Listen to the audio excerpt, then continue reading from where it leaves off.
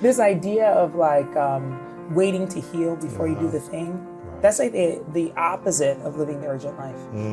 You know, because if you're constantly waiting until you are healed. I think you gotta have a dream. The School of Greatness. Really? Yeah. Please welcome Lewis House. I'm so excited about this because you've had such an amazing life and multiple careers in multiple industries at the highest level as, you know, head of marketing at pretty much every major company that people have ever heard of. So you've been around the block in life. You've been around the block and experiencing a lot of injustice in the world, but also injustices in relationships, heartbreak, pain, suffering, and also great success. So you've experienced a lot of great things while also dealing with dark times. And then the first thing I want to ask you is, how is your heart? Wow. So we started out. Well, you know what? Maybe it's no coincidence, right? There's a heart on the cover of my book. Yes. My heart is really good right now. It's really, really good. I feel very full. Yeah. You know, in my life, that there is so much that like you said, I've accomplished. That makes me feel proud. Yeah. There's so much that I have to look forward to in the future that I'm really excited about, even though it's unknown to me. I don't have a plan, you know, but I feel really excited about it. I feel satisfied with like where I am, the age I'm at, the things I've done. Like I feel good. I feel really, really good. Most people never feel satisfied, right? They don't feel satisfied in their career or their relationships, or even if they've been successful, how much success they've had, they don't feel that fulfillment and satisfaction. Why do you think you've come to a place of satisfied? Yeah. While at the same time, you're not clear of what you're going to step into next. Yeah. You know what? You just actually said something that brought back a memory, because I don't mean to sound corny about it, but I think I've always been satisfied with where I am. You know, it doesn't mean that I don't have ambition. I've been very ambitious. I think you just look at my resume and you're just like, oh yeah, this is an ambitious person, you know? But I've always felt very satisfied. And what you just brought up for me, the memory you just brought, is that I remember it was probably 2000, maybe 2001. I was in New York City. I was the assistant to Spike Lee at his advertising agency, Spike DEB. And I had just moved from Connecticut, where I had spent an extra year after graduating from college. And I was trying to figure out what to do. I was like trying to stave off medical school because that's where my dad wanted me to go, and and I was, you know, grabbing coffee and making copies and just trying to stay out the way in the office, basically, go where I needed to be. And but it was such a dream to be in New York and riding the subway and like sort of independence and trying to figure it out. Didn't have money to do anything. Nothing. No money at all. And I was working late one night, and I was really late, like 9 or 10 o'clock. I was still in the office, and I remember the office manager said I could take a car service home instead of riding the train, because I lived in Jersey City, and you know, I had to take the subway to the fast train, cross the water, and walk home. Like it was a an trek. hour or something. Oh man, it was a trek. And so I got a car service, and it was one of those black cars, you know, and I sat in the back, and it was my first time, like, you know, having a car in a nice car like that, where I had a driver, and they were like, "Are you Miss?" You know, at that point I was unmarried, so, "Are you Miss Arthur?" And I was like, "Yes." You know, and I sat down, and he drove me, and I remember rolling down the window, and just like being like, "God, life is really good. Wow. Life is really, really good." You know, and feeling very satisfied in that moment. It didn't mean that like I didn't have ambitions of one day ruling the planet. Yeah, sure, yeah. And having car services every day, whenever I wanted, you know, but I do remember, like you just reminded me of that moment, feeling really satisfied. So even as I sit here today, I still have, you know, big dreams, big ambition. I don't know where it is I'm going, but I feel very, very satisfied with where I am. That's beautiful. Yeah. I'm curious about, you're a very driven person. You've shown that over your whole career, right, in your life. Overcome a lot of different challenges and adversities, and first time in so many different ways.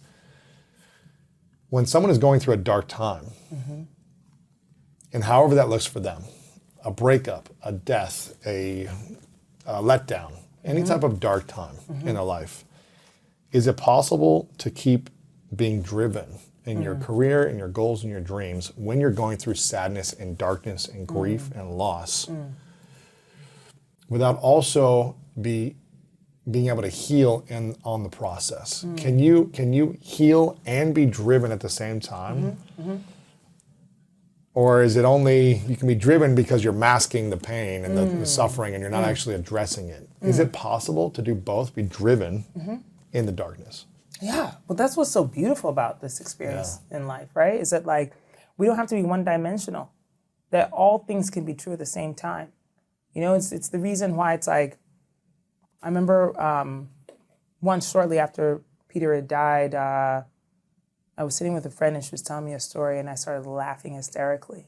You know, it was like after he died. It was like from my belly. You know, the kind of laugh that makes you want to fall over and slap something. You know, that kind of laugh. And then almost stopping short because I was like, oh, I'm supposed to be sad. You know, like I'm not supposed to laugh like this. But the truth of the matter is that, like, isn't that what life is? You know, even when you're grieving, you can have belly laughs that take you out of that pain for however long that is. Maybe it's a second, or maybe it's 5 minutes, or maybe it's a few days. You know, so like, if you're in a dark place, can you still be driven? Of course you can. You know, it's not a constant either, though. You know, where like being gentle with yourself and knowing that, like, even when you're in the darkness, there will be times when you don't feel like getting up. But it's not forever, you know? Or to feel badly that you're driven even though you're going through something, you know? So like even when, it was like, when I decided to move from New York and take the next job, and people were like, shouldn't you be in a cave somewhere crying your eyes out? You know, like, why are you so ambitious? Sit down. Right. You know? And I did question myself too, like, why am I not sitting down somewhere? Like, why am I still out here pushing? You know, like there have been many, many moments like that. And I don't think that there has to be only one definition for how we are. You know? So like, yes, if you're in a place where you feel like the textbook expectation should be that you should take one step at a time, take it one day at a time. I hate that phrase, by the way. Instead of taking it one day at a time, what should we do? Oh, we should take it all. Do everything. All at once. Make it messy. Make it unpredictable. Defy logic. Like, why does it have to be so ordered? One day at a time for what? One step at a time for what? Sometimes I'm gonna run. Sometimes I'm gonna skip. Sometimes I'm gonna go backwards. Sometimes I'm gonna lay down. Sometimes I'm gonna sit up and look at the world. And sometimes, yes, I will take one step. But why does it have to be so ordered all the time? And so the freedom in that, I think, allows us then to be multiple things at one time. So that, yes, you can be driven and in a dark place. You can be hurting and still laugh. You can be healing and still trying to figure out how to avoid the next hurt. You know? Like, all of those things can be true at the same time, and it doesn't have to mean that you're wrong or that you're doing it wrong. You know, it's like there's no definition for how you're supposed to live your life. And I think that's also the other beautiful thing. You know, the fact that, like, no one has ever been where I am before. Right. Not a person on the planet. You know, and so it's like, why would I subscribe to the steps somebody else thinks I should be ordered for me? Right. There's no plan like that. No one fully understands your life experiences. They might be able to relate to some things, but they don't fully understand and comprehend everything. Yeah. So there's so much freedom in that. Yeah. It's like, you don't have to listen to anybody.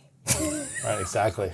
You know, and so it's like, yes, you can be hurt and trying to heal, maybe taking the steps to healing, you know, whether that's therapy or you're working on something that you feel like, or taking a risk that you would have been fearful of before, but still like being driven about this thing, or like being, you know, like, okay, I'm going to accomplish this even though I'm not 100%. Like, that's the thing that always, like, I'm thinking about, is that, like, again, you don't have to have a full tank of gas to get to the other side of town. You know what I mean? Maybe you're at a quarter tank. And you know that it's going to take you, like, you know, just up to that, like, right at that quarter to get there. You know, it's like, go anyway. Why does the tank have to be full? You know what I mean? So for me, I'm constantly thinking about that like, I'm still in the process of healing. You know, that whole statement about, like, time heals all wounds. This is some bull. Right. Okay? Well, it's interesting you say that because I've got an emotional coach that I work with. I was telling you about pretty much every 2 weeks, and she says like healing's a journey. It's not like a destination where you're like, okay, now I'm healed. It's okay, now I've come to an awareness about the things. Now I've started processing it. Now I'm integrating the lessons. Now I went back 2 steps because I triggered again. Now I reintegrate and I process it some more. And time helps, but it may not heal all. Yeah. You know what I mean? Yes. So it's our constant awareness of it, constant grace in the process of being a human being. Yes. Of it, you know what I mean? Yes. You know, and you just made me think of something because Give like it to me. this idea of like waiting to heal before you do the thing, that's like the opposite of living the urgent life. You know, because if you're constantly waiting until you are healed, or you're constantly waiting until that next thing happens, or you get to the right spot, or then you won't be fulfilled in your life. You know, if I waited to be totally healed from the trauma of my husband dying, I would not have moved across the country. Sure. If I was waiting to be healed from the death of my first child, I would not be a mother today. You know, if I was like all these things that we're waiting to accomplish or waiting to be fixed before you can do the next thing, it's like a waste of time. Yeah, I think it's inspiring when we have the courage to do the next thing and be aware that we're on a healing journey. Yes. You know, I'm never going to be fully healed, but I'm in the process of it. Yeah. I'm working on it. Yeah. I'm doing this, and I'm going to do it anyways. And there's no shame. Yeah, exactly. There's no shame in that. You know? By the way, that's another like whole unlock that I had for myself and in my career, believe it or not, was that I opened this vulnerability that I had closed off before. You know, this idea of the perfection, that things had to be great and like complete in order to move to the next thing. And very quickly, I mean, I was kind of thrown into it when I accepted the job with Jimmy, that like I had no idea what music streaming was. I'd never done that before. I was not an expert in it, but it didn't mean that I couldn't go do it. And guess what? I figured it out. Right. You know what I mean? Or like moving, anything in my life which has felt like, gosh, I need to like really have conquered this thing in order to move to the next one, has been a lie. Right. And it is actually how I counsel a lot of women, especially who are like early in their career or mid-career even, you know, that who are waiting to rack all the things before they take the next risk. Right. And I'm just like, yo, you know that like that actually doesn't work, right? Like you can't wait until like you've checked off every box before you jump to the next thing that you gotta do. You gotta leave some room for growth. You know, your cup is, if it's all the way full, how are you gonna put more stuff in it? You know what I'm saying? Like you gotta have a little bit open at the top in order to pour more experiences in there. Right. You know, so it's like, if you're ever just like full to the brim, if you've checked off everything, then there's no more growth for you. So as I even look at myself, that is where I am now, where it's just like, there is no more growth if you're all the way full. If you're checked off everything before you take the next risk, where are you going to put the stuff that you're getting? Yeah. You know? So yeah, it's like, leave the tank like quarter full. Well, that's why I think it's really cool, because in this off season that you're having in this last year, you're filling up your cup of your health and wellness. You're filling up your relationship cups. You're filling up your adventure and travel cups. You know, your relaxation cup. You're filling those up, but you're emptying your cup of career and success and this to see the space of what can come in next. That's right. To see where you can grow into next. Yeah. So I think it's a great analogy. It's like, you know, fill another cup, you know. Yeah. But that cup, you got to empty it out. Yeah, exactly. Or get more cups. Yeah, you know what I'm saying? Get more cups. You know what I mean? Yeah. It's like, maybe my corporate cup is full. Sure. Have a brand new cup. But you look like you're in your best health and wellness phase of your, you know, since I've known you. Oh, yeah. Not that you were not in great shape before or emotionally in a good place, but you feel energetically peaceful. Yeah. I see you training. I see you like getting healthy in a even better ways. I see you with photos with your daughter and things like this, and just like enjoying life together, traveling and bringing her in your life more in those trips. I'm sure you did that before too, and so you're able to experience things in a different way to allow for things to open up, which I think is Absolutely. great. Absolutely. But that's also, like I said, part of the learning of this, you know, which is just like, I don't have to have had things complete in order to move to the next thing. You know, I'm sure there are people who would look at my career and say, "Oh, but you haven't done that thing yet. You know, don't you think you should do that before you retire?" Right. You know, but like, do I need it? Probably not. You know, and so it's like, Right. why continue? You know, why continue to do that thing? So again, I think is a lot of it really just has to do with self-reflection at the end of the day. Yes. You know, listening to your own spirit, listening to your own needs and wants, and making sure that you're not lying to yourself, you know, based on the stories that other people have told you, based on narratives that are running around the planet that you've accepted as the truth and maybe were lies. You know what I mean? So I feel like there's such an opportunity for me too, you know, to relook at everything and yes, be a healthier human and focus more on like, my physical health Yes. and focus on my relationship with my daughter, you know, explore the planet in ways that I haven't before. You know, like in 2022, I did a little Instagram reel about this, that every month last year, I worked out in a different country. You worked out in a different country. Yeah. That's pretty cool.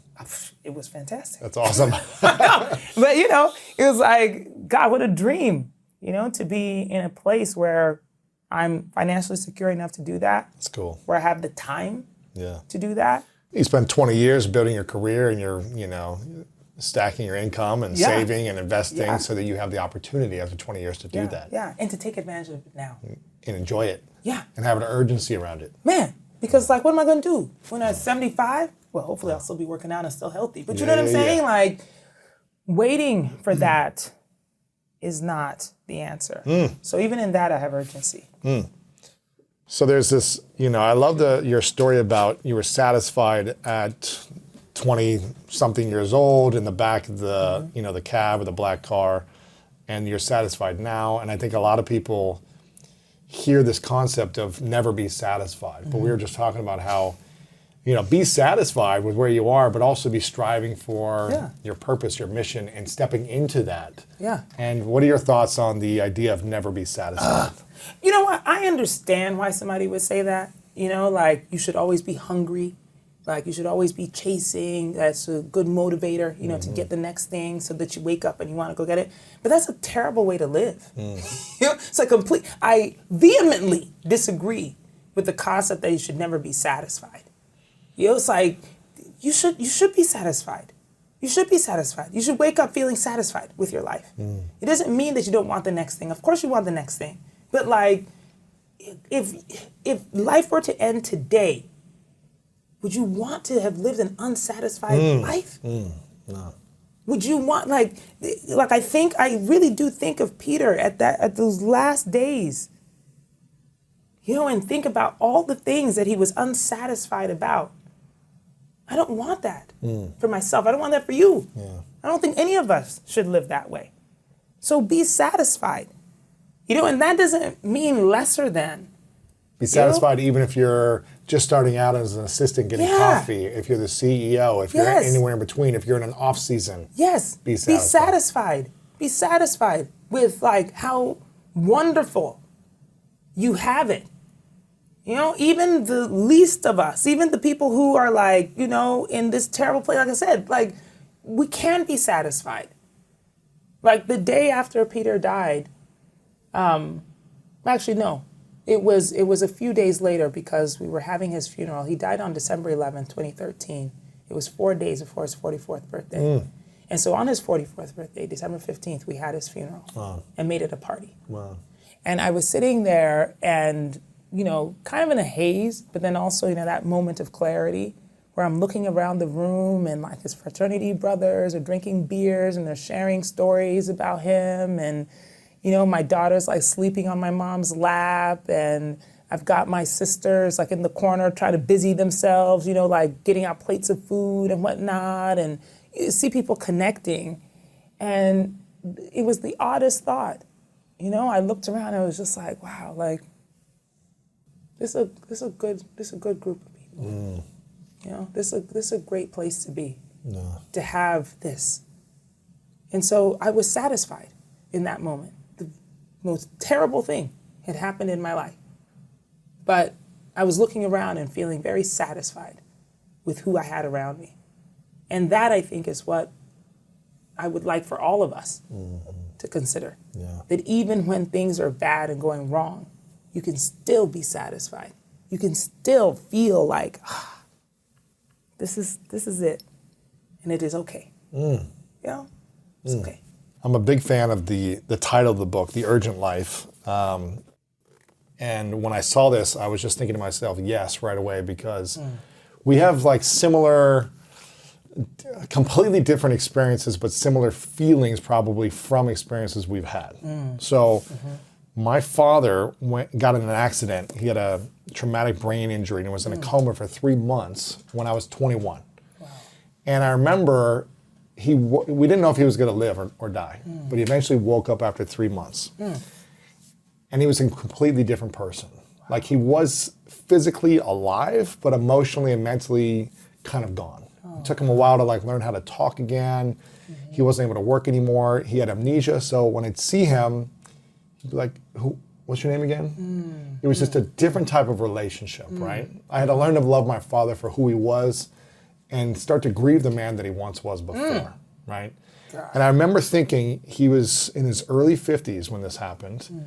He had worked so hard for 30 years as a life insurance salesman, where he finally was starting to make money where he could like travel and have some freedom in his life. And he was starting to feel like he was happy for the first time, fully happy. Yeah. And then this accident happened. And I remember being really angry at life that my dad didn't get to go live the rest of his life the way he wanted to. And I felt like I had so much urgency to go pursue everything I wanted, like from that moment on. Yeah. I was like, I'm not gonna let any fear or insecurity hold me back. It might still be there, but I'm at least gonna take the actions on my goals, my dreams, and live urgently, because what if this happens to me? What if I get in a car accident tomorrow? Yeah. And something like that happens to me, I'd be sad that I didn't at least go try. And this, again, completely different experience you had, but it created a feeling of urgency in your life with your ex-husband, right? Yeah, with your husband. Yeah. And which was almost 10 years ago? Yeah. Is that right? Yeah.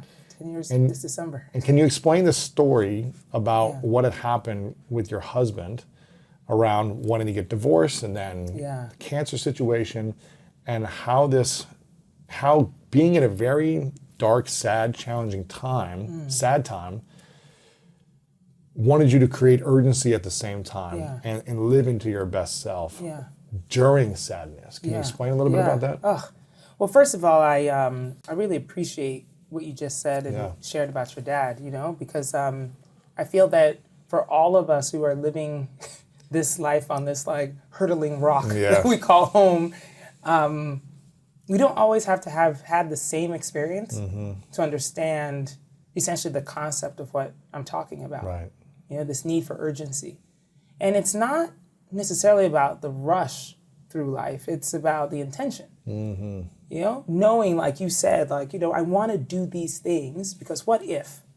So then you're intentional about saying, okay, I want to live a big life, or I want to go do this thing that I'm dreaming of, or I want to push a little harder because what if, right? And the same thing for me in that, I don't think of the end of life in this morbid way where I'm just like, oh, today might be my last day. I don't think of it in a morbid way. It's very inspiring to me, actually. It makes me want to get up and go do the thing.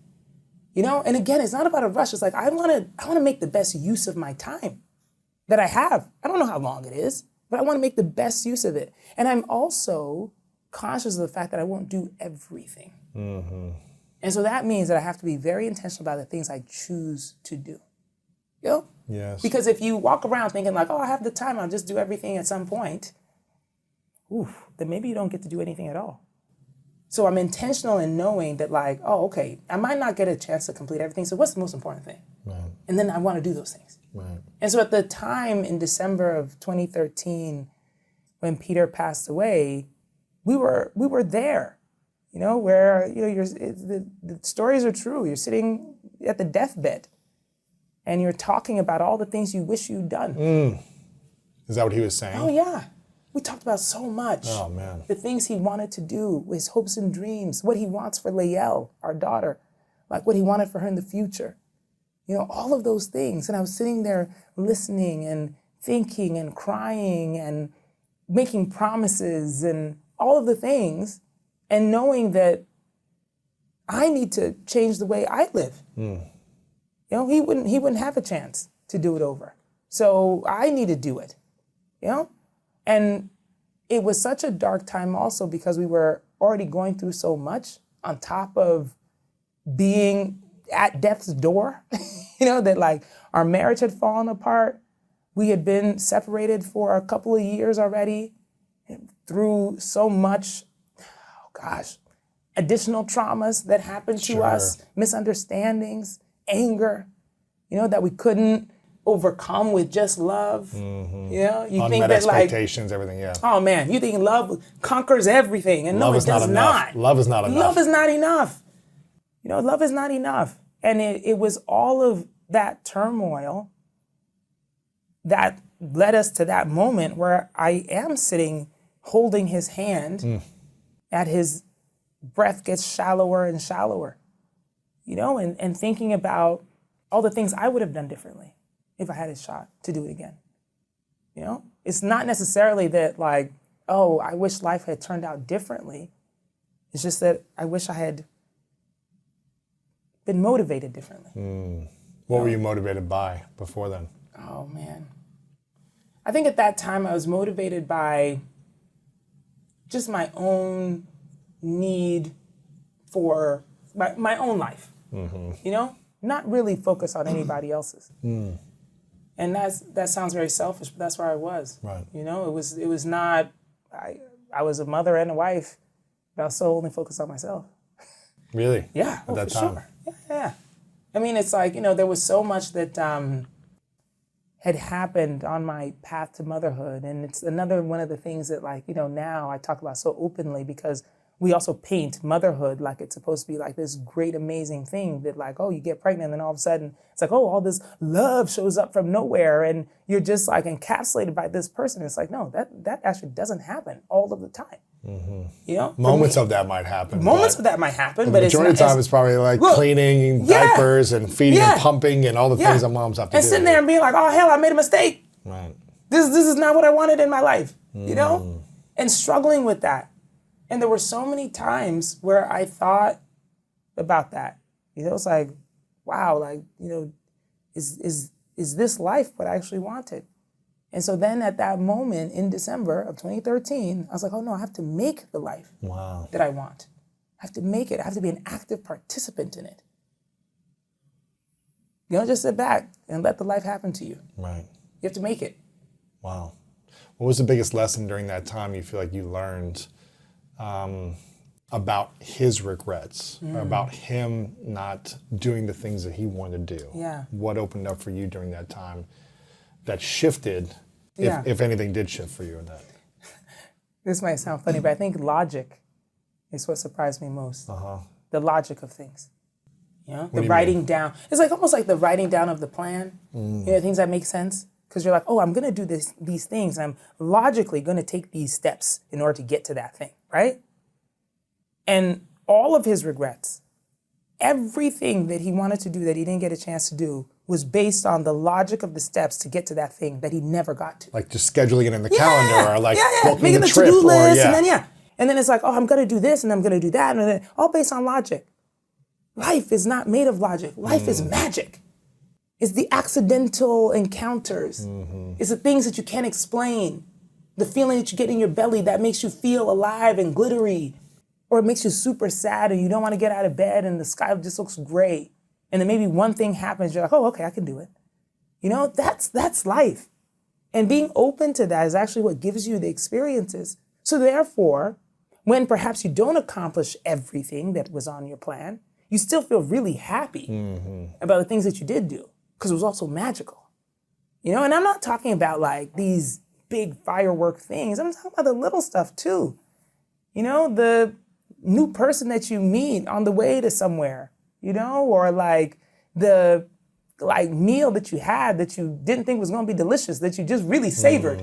Yeah, I was like, it was just magically amazing, and just being appreciative of those moments. So again, it's like the life is not just about like the big stuff. It's not the headlines.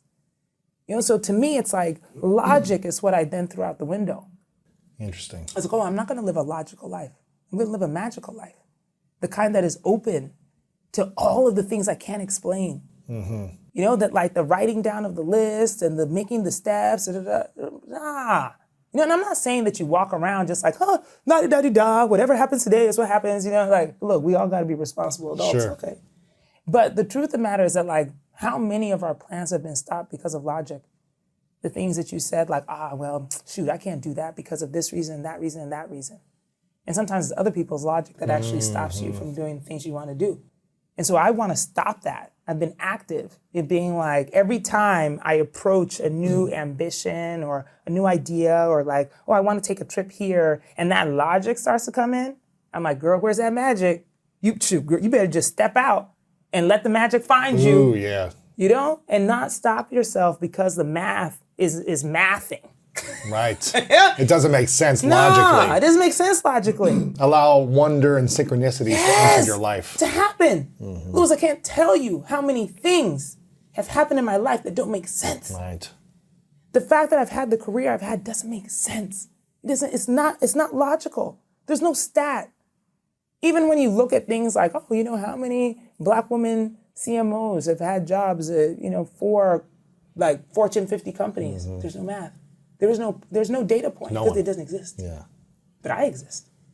So can you explain that? No, you cannot. So opening yourself up to like these things is what actually creates your destiny to like run the way that it should. I'll give you one example.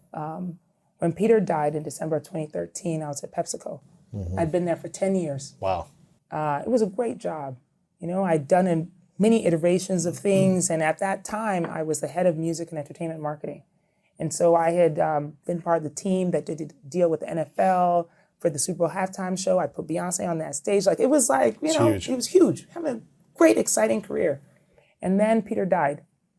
And I looked around and I was like, man, like, I think I want to do more things. Am I going to sit here for another 10 years in New York City, like, doing this, or have I had enough of this? And as I formulated that thought, I went to, I think it was NBA All-Star or something like that.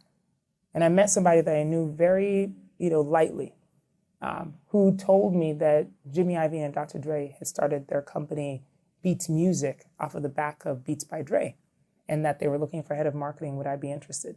And the job was in LA. My husband had been dead maybe 2 months. I had a 4-year-old child that I was trying to figure out how to raise by myself. Right. Like all these things. And so logic would tell you that no, sit your down. You know what I mean? Like, situate your life. Figure out how to be a widow and a single mom and the main breadwinner. Like, figure that stuff out. Calm down, get some therapy. Just like sit and be quiet for a second, grieve. Let a year go by and then figure out what you want to do. But instead, I was like, it really doesn't make any sense for me to leave Pepsi, a long-established company, and go to Beats Music, where it's barely a company. Some new thing, yeah. I didn't even know what music streaming was. I had no idea what the hell that was. I had no idea. But I came to LA and took a meeting with Jimmy, and he was talking about stuff that I had no idea about. And when I resigned from PepsiCo to take the job, everybody told me it was a bad idea. It was when I tell you there was not one person who supported it. Wow. Not even my mother. Wow. No one. Everybody thought I'd lost my mind. People thought I was acting out of grief. Maybe I was. But the magic was that opportunity opened up the next 10 years of my life. Yeah. It was the magic, the spark that I needed. It changed everything for me, Louis. Everything. And what would have happened if you would have listened to everyone else's fears and not made the jump? My friend, that's a great unknown. I'd be sitting, maybe still at PepsiCo, perhaps unsatisfied with where I was. There's lots of friends that I have who are still there. In fact, I got a text from a friend about 2 days ago who just left after 34 years at PepsiCo. And now she's trying to figure out what next to do. And so she called me to ask for advice. Yeah, you're the pro. I'm You've like- done this before.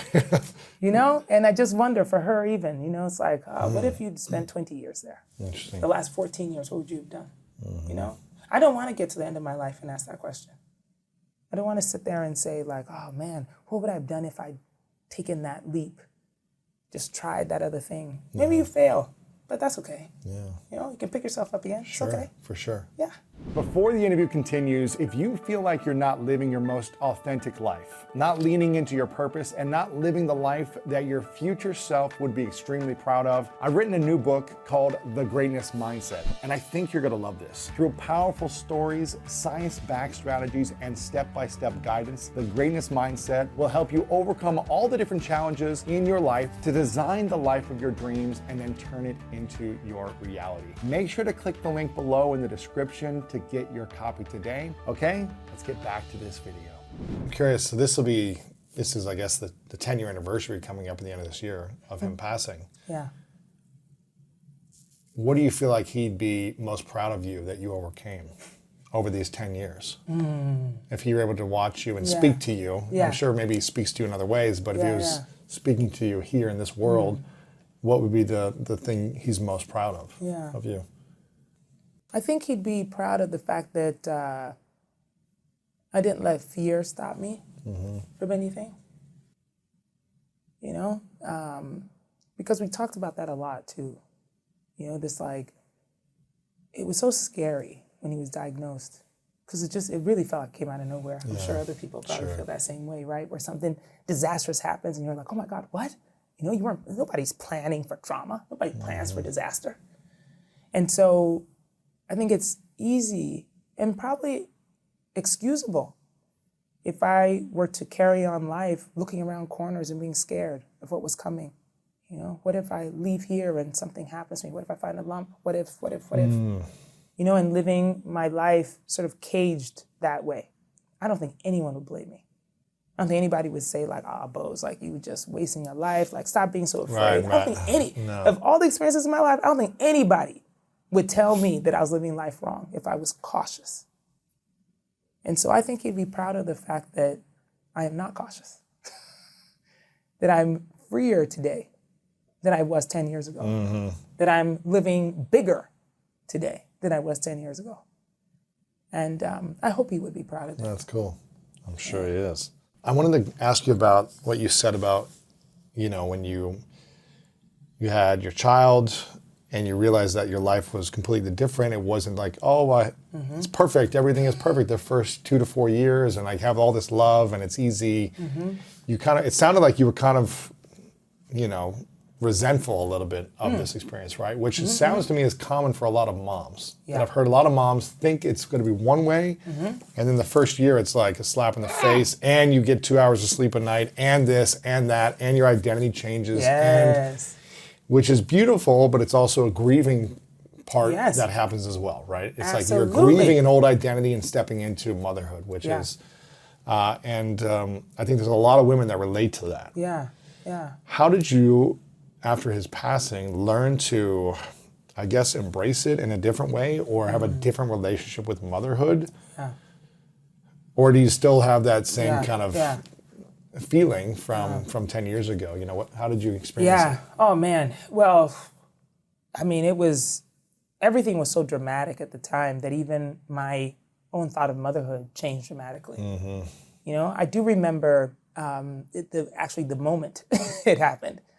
I was sitting. Like the moment you shift your relationship to motherhood? Yeah. Oh, absolutely. I remember it's very, very clear to me. Leah was 4 when Peter died. And I was sitting in our bed, and it was like shortly after the funeral, and you know, people had gone home, and it was super quiet. I was still on bereavement leave, and Lael had climbed into my bed, you know, was sleeping next to me, and I remember like looking at her and just thinking like, oh my God, I have to do this by myself. Wow. You know, and the terror of that. Because again, in all honesty, Peter was the one who wanted children. I wasn't sure I wanted kids. You know, and then all of a sudden I was like, oh, okay. Oh, so you decided, you left. and left put me this on here. me. You know what I mean? And left me here with her. What am I supposed to do now? And looking at her and feeling that terror and anger and confusion, uncertainty, and thinking, God, she's 4. Like, I gotta do this for a long time by myself. And also feeling like I didn't have the answers, you know, feeling like I was ill-prepared for it. And so I did probably what mothers shouldn't do, and I shook her awake. She was asleep. Oh, she was asleep. It was the middle of the night. She was asleep. You woke her up. I woke her up. Yeah, woke her up. What And did you say as to I her? look at her, and I was like, and I didn't know what to say, but I just looked at her, and she's like sleeping and looking like, yes, Mom. You know, all innocent looking, and she's got these big doe eyes, and she's like looking at me all sweetly. And I was like, I don't know what I'm doing. You said this to her? Yeah, I'm saying this to before. her. I'm like, I don't know what I'm doing. Wow. And she's looking at me, and clearly uncomprehending, right? But I'm like, I don't know what I'm doing, and I need your help. I need your help. Wow. And she's like, okay. Is this a dream? Is this about she's wake? like, okay. And I was like, I need you to tell me whatever you need. I need us to communicate, okay? Because I don't know how to figure out how to do this. So we're going to do it together. Wow. And all she said was, okay, Mommy. And she went right back to sleep. Wow. And Louis, I'm telling you, that was the moment. That was the moment everything changed for me. Because the thing is, I think before that, I had seen her as like a responsibility. You know, like I was supposed to step into this role of motherhood and like have the answers and know the thing and lead the way, you know? But that moment, I just felt so inadequate and so lost. And the one person who I felt could help me was the person I'm supposed to be responsible for. And so it changed our relationship because even at 4, at that point, literally the next day, I was like, okay, now look, here's what's going on. What do you think of this? You know what I mean? And it became more of a partnership in raising her than me having all the answers all the time. It also freed me from having to always be perfect. You know, that like I could grieve in front of her and I could be confused in front of her. And I could say, I don't know. What do you think? You know? Or like when, you know, a few years later, things got super busy and I was not available and, you know, I'm running around and other people were critical of the fact that like, you know, I'm like this working mom who's out in the world all the time and where's my kid, you know? And like, I could go to her and say like, hey, so what do you think about this? Are you upset with me? Is this terrible? Is it a terrible experience? You know what I mean? Right. And Get feedback. Yeah, and also give her the power to tell me. It dynamically changed the way we are. And now she's 13 and a half and has a very big say in how we are and what we do. And she's just such a blessing. You know, she's a wonderful person. And I would absolutely be her friend if I wasn't her mom. Wow. You know, like I love her not just because I'm supposed to. I love her because she's an awesome human being. And I really value our relationship. Wow. What's the biggest lesson she's taught you? Man. That you don't have to be perfect in order to do a good job. You know? I'm certainly not a perfect mother, I'll tell you that. But she tells me all the time how great I am. You know? I wasn't home for my birthday, just this birthday I celebrated, and she wrote me a text and just with gratitude. You know? She was just like, thank you so much for everything that you do. And I was just like, man, let me brush my shoulders off. You know what I mean? So yeah, you don't have to be perfect to be really great. Yeah. You're in this transition phase now, right? Because you left your previous role at your career. When was that? Gosh, February last year. February last year. So a almost a year. Yeah. So you've been in transition from essentially going to the biggest companies and speaking and writing books and all these different things that have happened for you to essentially pausing, making the next jump, making the next decision, and going bigger in the career aspect. Obviously, you got an amazing book out, but what have you learned in a year of pausing, making the decision on what to do next in terms of career? Obviously, you're making other life decisions and taking care of your health, and I see you doing all the things and living your best life all over the world that you do, and all your Instagram is great. But in terms of like career decision making, what have you learned in this last year that you could share for others who might be in a transition, trying to figure out, I feel like I got to make a decision? You know, I felt like the last 10 years of my life have all been really big changes and really big jobs and, you know, some risk and like all the things we talked about, you know, that have led me to bigger and bigger and bigger. Ambition has driven me, very much so. Yeah. Along with my gut. But it's been like, just, okay, got to do this and do that. And there's lots of headlines and lots of press and first to do this and first to do that, you know, lots of those. And stepping away from all of that, I had to consider my ego. Yes. You know, putting that in check, because it was the first thing that assaulted me. You know what I mean? That first thing that made me think like, oh, but gosh, who am I without that title? Do people still like me? What's my identity? Look, okay, does the phone stop ringing? People stop asking you for favors and asking you to dinner? Interesting. And sometimes that happens. It happens when Just you're not in that FYI. position. When you're not in anymore. that position, people will stop calling you. Stop inviting you. Oh, man, okay? Stop needing you. All of the things. And so then, you know, it's like the addiction to that kicks in, right? And having to figure out like, okay, do I want another job because like I like the work? I like the thing that I'm doing? Or is it my ego? Am I trying to fulfill other people's expectations of me? Do I feel less than because I don't have this thing? That's been a tough one. It's been a tough lesson. I had no idea that lesson existed before I stepped away. And by the way, I wasn't even expecting it.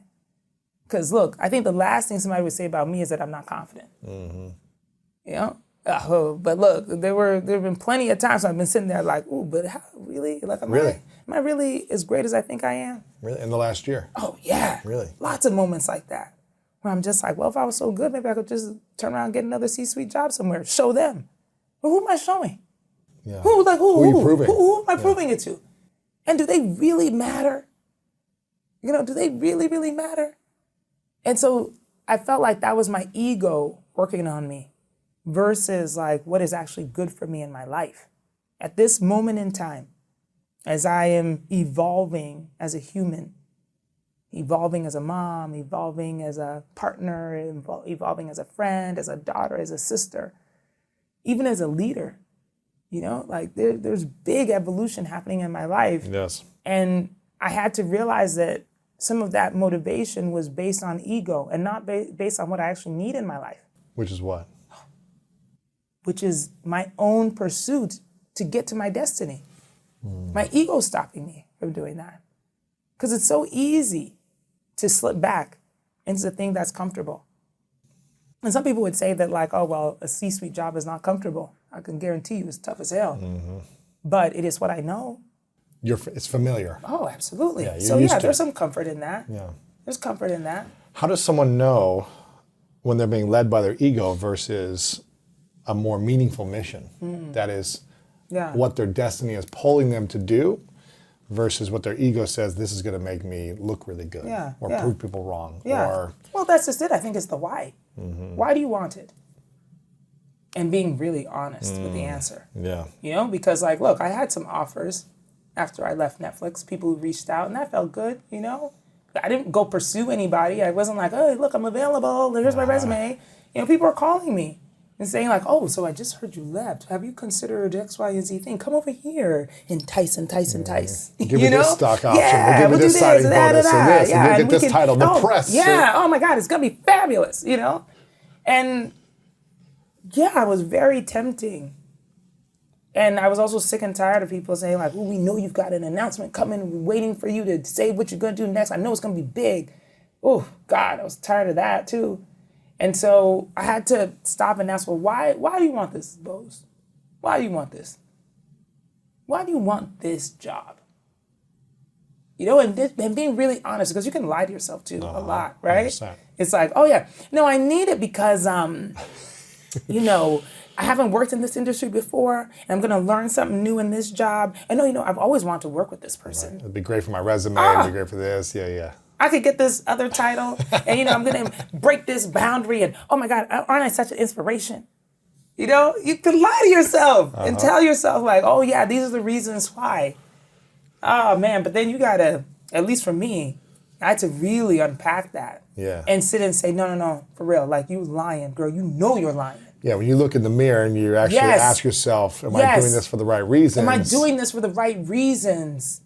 And no, I don't need another experience like that. I've had enough. Yeah, 6 or 7 of them is enough at the theater. I mean, seriously, you know, and like, look, yeah, I would say it's somewhat embarrassing, or I felt embarrassed when people would say like, oh, so what are you doing now? And I would say, well, I'm on a break. And they would look at me in confusion and be like, but why? You know what I mean? Or like feeling like, oh, shoot, I didn't even get invited to that dinner, you know, and knowing that, oh, it's because I don't have a title that people can work off of or trade in for some kind of value. How have you learned to, like, again, by no means are you not as relevant as you were a year ago or something with the title, but with the feeling of, oh, I'm not getting as much maybe as a year ago of calls, although you're still getting lots of opportunities and people are calling you, but just that feeling of not being as relevant, or maybe I won't be relevant if I don't do this in the next 2 to 3 years. How are you addressing that internally? Yeah. Around relevancy or Yeah. audience, or, you know, being in the press as much as you're used to. Yeah. Because I know actors deal with this, with like having this pause season. And well, my audience isn't growing. I'm not getting announcements. I'm not doing the red carpets. I'm not doing the things. Ugh, that's a really hard one, Louis. Because here's the truth of it, right? Which is that I'm a competitor. You know, a natural competitor. You're a been winner. an athlete. Yes, always been like. And look, I haven't necessarily been competing against other people, although sometimes I have been, but also competing against myself. You know, because I set those bars, and I'm just like, okay, I'm gonna go do this now. You know what I mean? And then winning at that and feeling like, yeah, I did that. Yeah, I crushed it. You know, and I have, to some degree, felt that way about this transition too. If I'm being totally honest about it, which is like, okay, yeah, I can step away from corporate life and crush something else. I'm gonna go do this. You know, being an author is something new. And it's like, I'm gonna win at that. But then I would call it a moment of panic, probably over the holidays.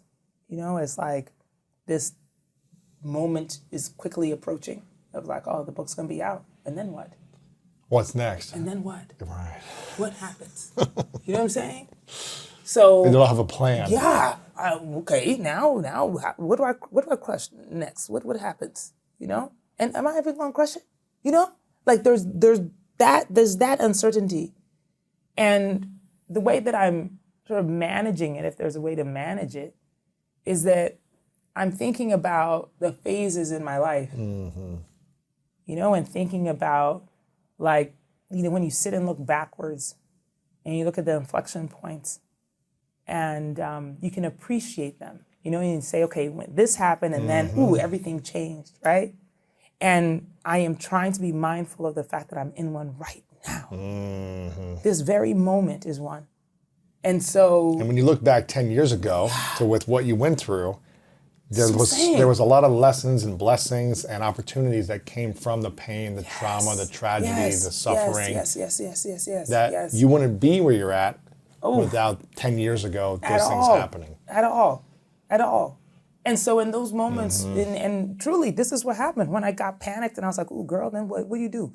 You know, the book comes out, then what? You know, and I'm just like, wow, but like, think of what will happen in 10 years from now when I look back at this moment and think like, oh, you know what happened after that?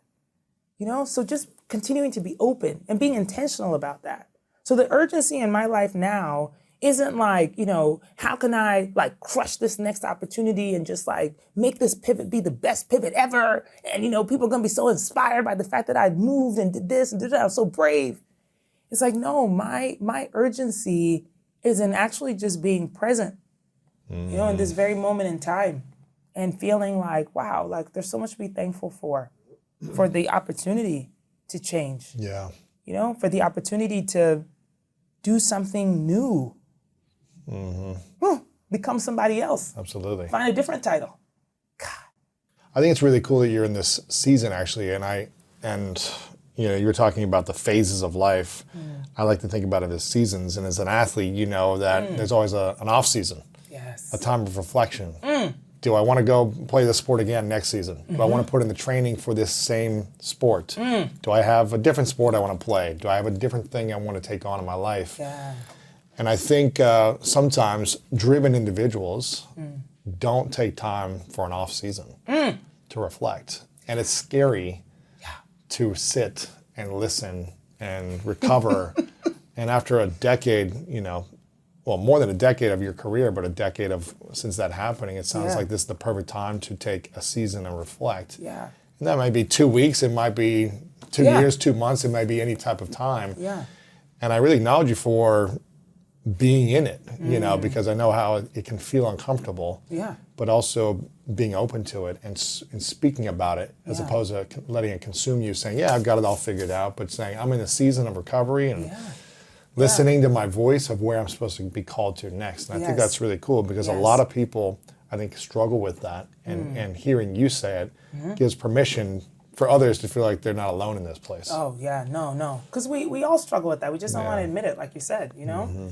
But I also am working from a place of trust of myself, you know, and trust in my destiny, actually. Yes.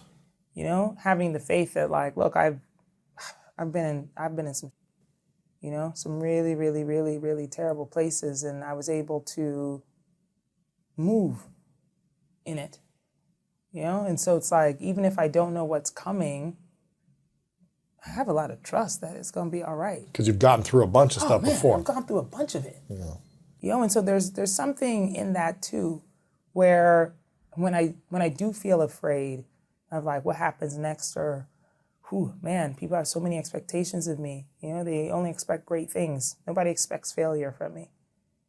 And what am I going to do if I can't meet those expectations? You know, I sit and think about that. I'm like, look, I've been in some low points. This is not a low point. Right.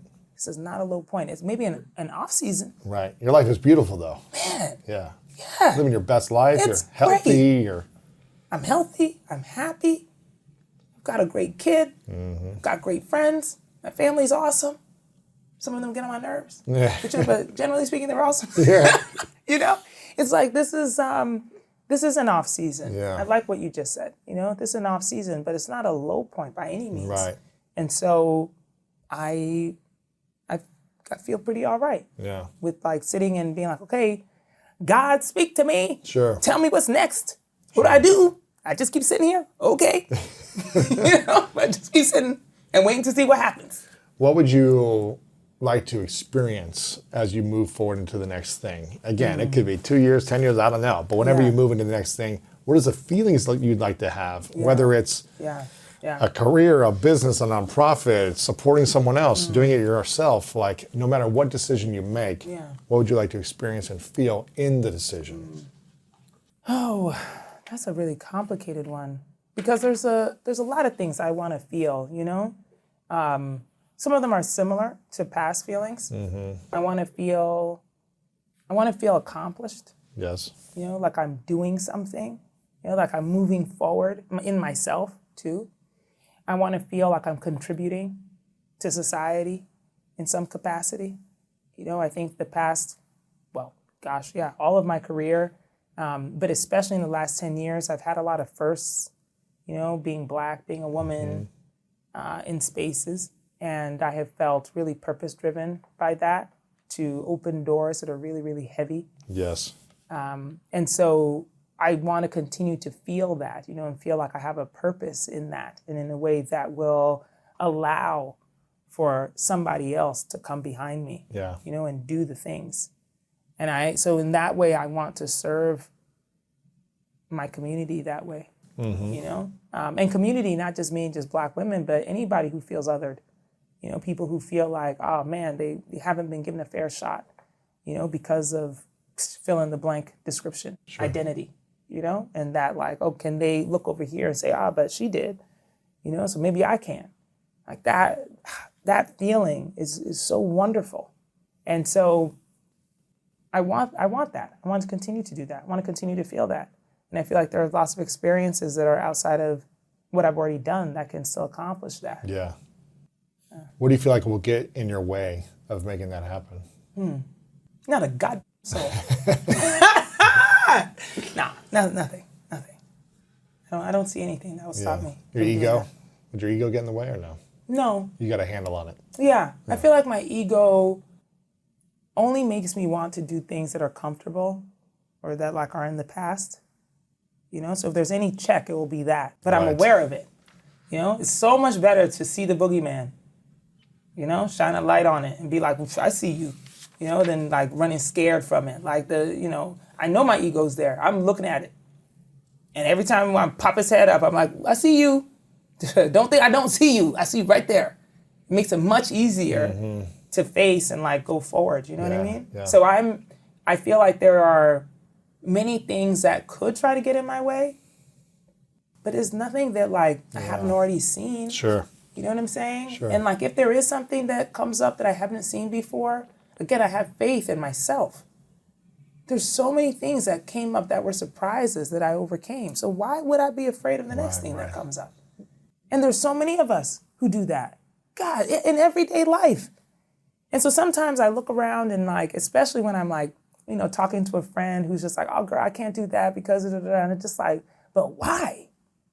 Like, why don't you believe you can do it? You did that thing and that thing and that thing. And again, it doesn't have to be like the world-changing thing that got headlines, but like your everyday accomplishments, the fact that you asked God up today and did this thing, simply went into that workplace that you feel like demeans you, and you still had a smile on your face. Right. Like what an accomplishment that is, or anything that you did. Sure. So it's like, why then do you not feel like you have the power to be able to overcome the things, even if they're unknown to you? Right. Yeah, that's how I feel. I'm so excited for you, Boz. The Urgent Life, my story of love, loss, and survival. I want everyone to go get a few copies right now. Get them for your friends if you know someone that you think is in a season of uncertainty, of still recovering from grief or loss in the last few years. There's some amazing lessons, stories, and wisdom in this book, so make sure you guys check it out. And if you're in a season of recovery or a postseason, this is the perfect book to read while you're filling up your health cup and opening other cups. So make sure you guys check this out. How can we best serve and support you with this book? Where can we get it? And how can we find and follow you online? Well, I am still online as Boz on all platforms. I'm excited about the journey. And so I'd love some more affirmation and support and all the good things, that can come my way. Friends and strangers alike, I love the support. So that's the best way, I think, to help me fill my cup. So make sure you guys, tag Boz on Instagram or Twitter or wherever, and let her know what you enjoyed most from the conversation. Yes. What resonated with you, what clicked with you, and message her over there and connect with her on this. And if you get a copy of the book, make sure to tag her as well when you're reading it, let her know what you learned from this book. I'm excited for you, Boz. Thank you. I'm kind of like, I'm really excited for you because when I look back at my off seasons, they're the best times. Even though they were like some of the scariest and unsure of like, what's my next identity going to be and who am I going to step into? But as I reflect back and have hindsight on those moments, they were like beautiful times of what I discovered about myself.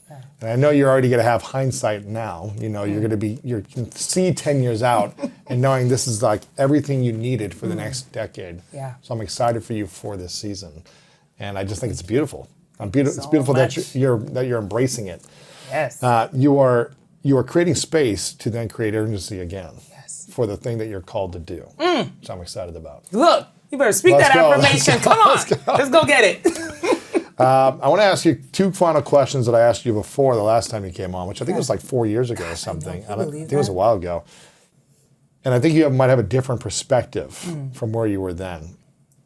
So before I ask those questions, I want to acknowledge you again for the space you're in and having the courage to be in this space and be comfortable in this space. I think as driven individuals, it's hard to take a step back sometimes and reflect and not take action on the next big thing. So I really acknowledge you for being comfortable in a space of not being familiar in this space. It's a beautiful thing.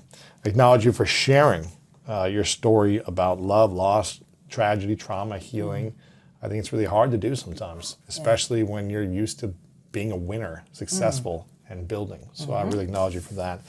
And this is a question I asked you last time, I believe, and I ask everyone at the end. It's a hypothetical scenario. So imagine you live as long as you want to live, but it's your last day. And you create and accomplish everything you can think of. You see your daughter grow up, and you live your life, and you have love, and all the things you want to do, they happen. But for whatever reason, everything you've ever created has to go with you. This conversation goes. This book, gone. Everything you've ever said on social media, gone. But you have 3 lessons you get to share with the world. And this is all we would have to remember your information by. I call it the 3 truths. What would be those 3 truths for you? Oof, gosh. First of all, what a wonderfully visceral picture. I think first, based on even the way I'm living, that people would see my life as urgent and see the truth in that. That it wasn't done for the clicks or the praise or anything, but I was living urgently because that's what I was called to do. I would hope that the other truth would be that I am exactly who I am. Never pretending to be anything different. That my flaws were honest, they were known, and that I was still happy in it. That I'm just being. And I would hope, maybe this goes against the rules that you set out, but I would hope that the legacy of my daughter, her children, natural or not, and therefore Peter's, would be happy and satisfied in their life. Interesting. That's beautiful. Final question, what's your definition of greatness? Definition of greatness. You're right, this is the hard one. It's such a tough question. Because it has changed, I think. My definition of greatness has changed so much in the last 10 years. And more so in the last year. That now, today as I sit here, I feel like greatness to me feels like I can get up every day and look at myself and feel totally satisfied. If I can do that every day, what a great life to have lived. Wow. Not being the most successful, not being the richest, not being the most praised or lauded, maybe not even being the greatest loved, but being satisfied. Yeah, that's great. Both. Thanks so much. Appreciate you. If you got value from that, then go ahead and stick around for more coming up right now. And you're originally from Ghana, right? And Yes. you lived in Ghana for a number of years. Yes. My parents are from Ghana. Parents are from Ghana, I was born in the U.S. born in the U.S., but then you moved when you were young to Ghana. 6 months old. Yeah. So I had no recollection Right. of my time in the U.S. before Ghana. Yeah. So that's why I claim that I'm from Ghana. Got it, because got that's where my earliest memories are Yeah. from. And when did you move back? Well, there were a series of things that happened along the way. When I was 5, my dad was in Parliament in the government of Ghana for a president named Hila Liman, who was overthrown in 1982 in a coup d'etat. And my dad was thrown into political detention. So we had to flee the country. My mom, who was pregnant with my my youngest sister, and my 2 other younger sisters. So she had 3 young children, 6 and under, and pregnant. How old were you? I was 6. 6. Wow. Yeah. And so we came to the U.S., to Washington, D.C., political asylum. Wow. And then we were in the U.S. for about a year. My dad was released. He joined us here. But he's always been very politically active. And so he wanted to return to Africa, although we couldn't go back to Ghana. So we went to Nairobi, Kenya, Wow. where we were for about 3 years until it became democratic in Ghana again. And then we went back. Wow. And then finally came How long to, in Kenya? 3 years, you said? Yeah, about 3 years in Nairobi. I went to a private boarding school in 8th grade. Uh-huh. And I was in a middle school boys dorm. And my first roommate was from Kenya. Really? He spoke like 7 languages, Swahili, Kikuyu, like all these languages. This is what I'm saying. Yes. It was crazy. This is the thing. Is it like, I think there's such a crazy misperception about Africans, but it's really an Afropolitanness. Yeah. That's what I call it, Yeah. because you are required, to know so much about the Crazy. world, and was because brilliant. of colonization, you have people who speak Portuguese and Yes, French yes. and A lot of English, French. obviously, a lot of French. French. But it's a very, and there's lots of Indian immigrants, lots of Lebanese immigrants, lots of Korean immigrants. So you end up, first of all, the cultures all mesh together. Yeah. And then language, so you have people who speak like 7 languages. crazy. That have nothing to do with their native language, by the way. Right. How many do you speak? I speak 3. 3 languages. Yeah. Got it. What are Two native and then 1, Got it. well, obviously English. Yeah. Yeah. That's cool. Yeah. Amazing. Okay, so Yeah. you moved to Kenya and then you came back. Yeah, then we went back to Ghana when I was almost 10. And then we moved to Colorado Springs, Colorado when I was almost 13. And that is where I feel like my formative years really took shape. So when people ask me, like, where I'm from, I usually say I'm bicultural, that I'm Ghanaian, but I grew up in Colorado Springs, Colorado. Right. Yeah. That's when you learned the most probably about yourself. Yes, And started yes. Things started crystallizing. Yeah. My character started getting sharpened Sure. in Colorado Springs. But you're probably like, it's mostly like just white people, I'm assuming. Oh, yeah. You're like just stood out, right? Mostly. Dude, it Or was everyone. everyone. Literally everyone. Did you go to public school, private Yes, school? I went to public school. Yeah, Liberty High School. What was Go that like? Lancers. What was that like? And were you this kind of personality when you were... Yeah, I've Yeah. always been pretty loud. Hey, Yeah. Use your voice. Yes. Pretty outgoing always. Except that, when I came, it was really tough. I'm not sure. going to pretend like, sure. everything was roses. There were a lot of well-meaning and well-intentioned people, not just the kids, the teachers, people at the grocery store. But just uneducated. And not educated at all. Yeah. Didn't have a world perspective, which was actually Yeah. shocking to me, right? Because again, my feeling is like, okay, you're in Africa, you are Right. expected to have a world perspective. There's all kinds of people running around, you're speaking all kind of different languages. Yeah. And then you come to the place where it's supposed to be like the better world, the better place, and people have never left. My classmates didn't have passports. Yeah. Probably Meanwhile, never left the state, right? No, didn't really have a good sense of the world outside of Colorado Springs. They didn't even have a sense of the world outside, like Denver. Right. Right. They were And like the so suburbs. they- and everybody, yes. And so they were very much in their own world. And that's why, like, I'm not angry about whatever that I went through because I just didn't know any better. Like I want people to know better. Yeah. I want people to have more exposure. I think obviously technology has helped us out a lot with that because this was 1989. Right. Where it's like what you were listening to was, on the TV and on the radio, and then you went to the mall.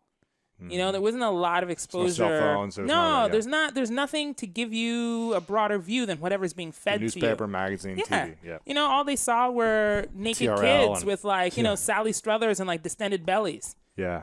They didn't. From they Africa, didn't yeah, from exactly, Africa. They yeah. didn't know that there were skyscrapers. Mm-hmm. You know what I mean? Or that people drove luxury vehicles. They had no clue.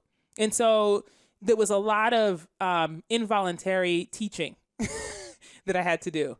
And making sure that like my classmates understood why I had a sense of pride. That I wasn't embarrassed.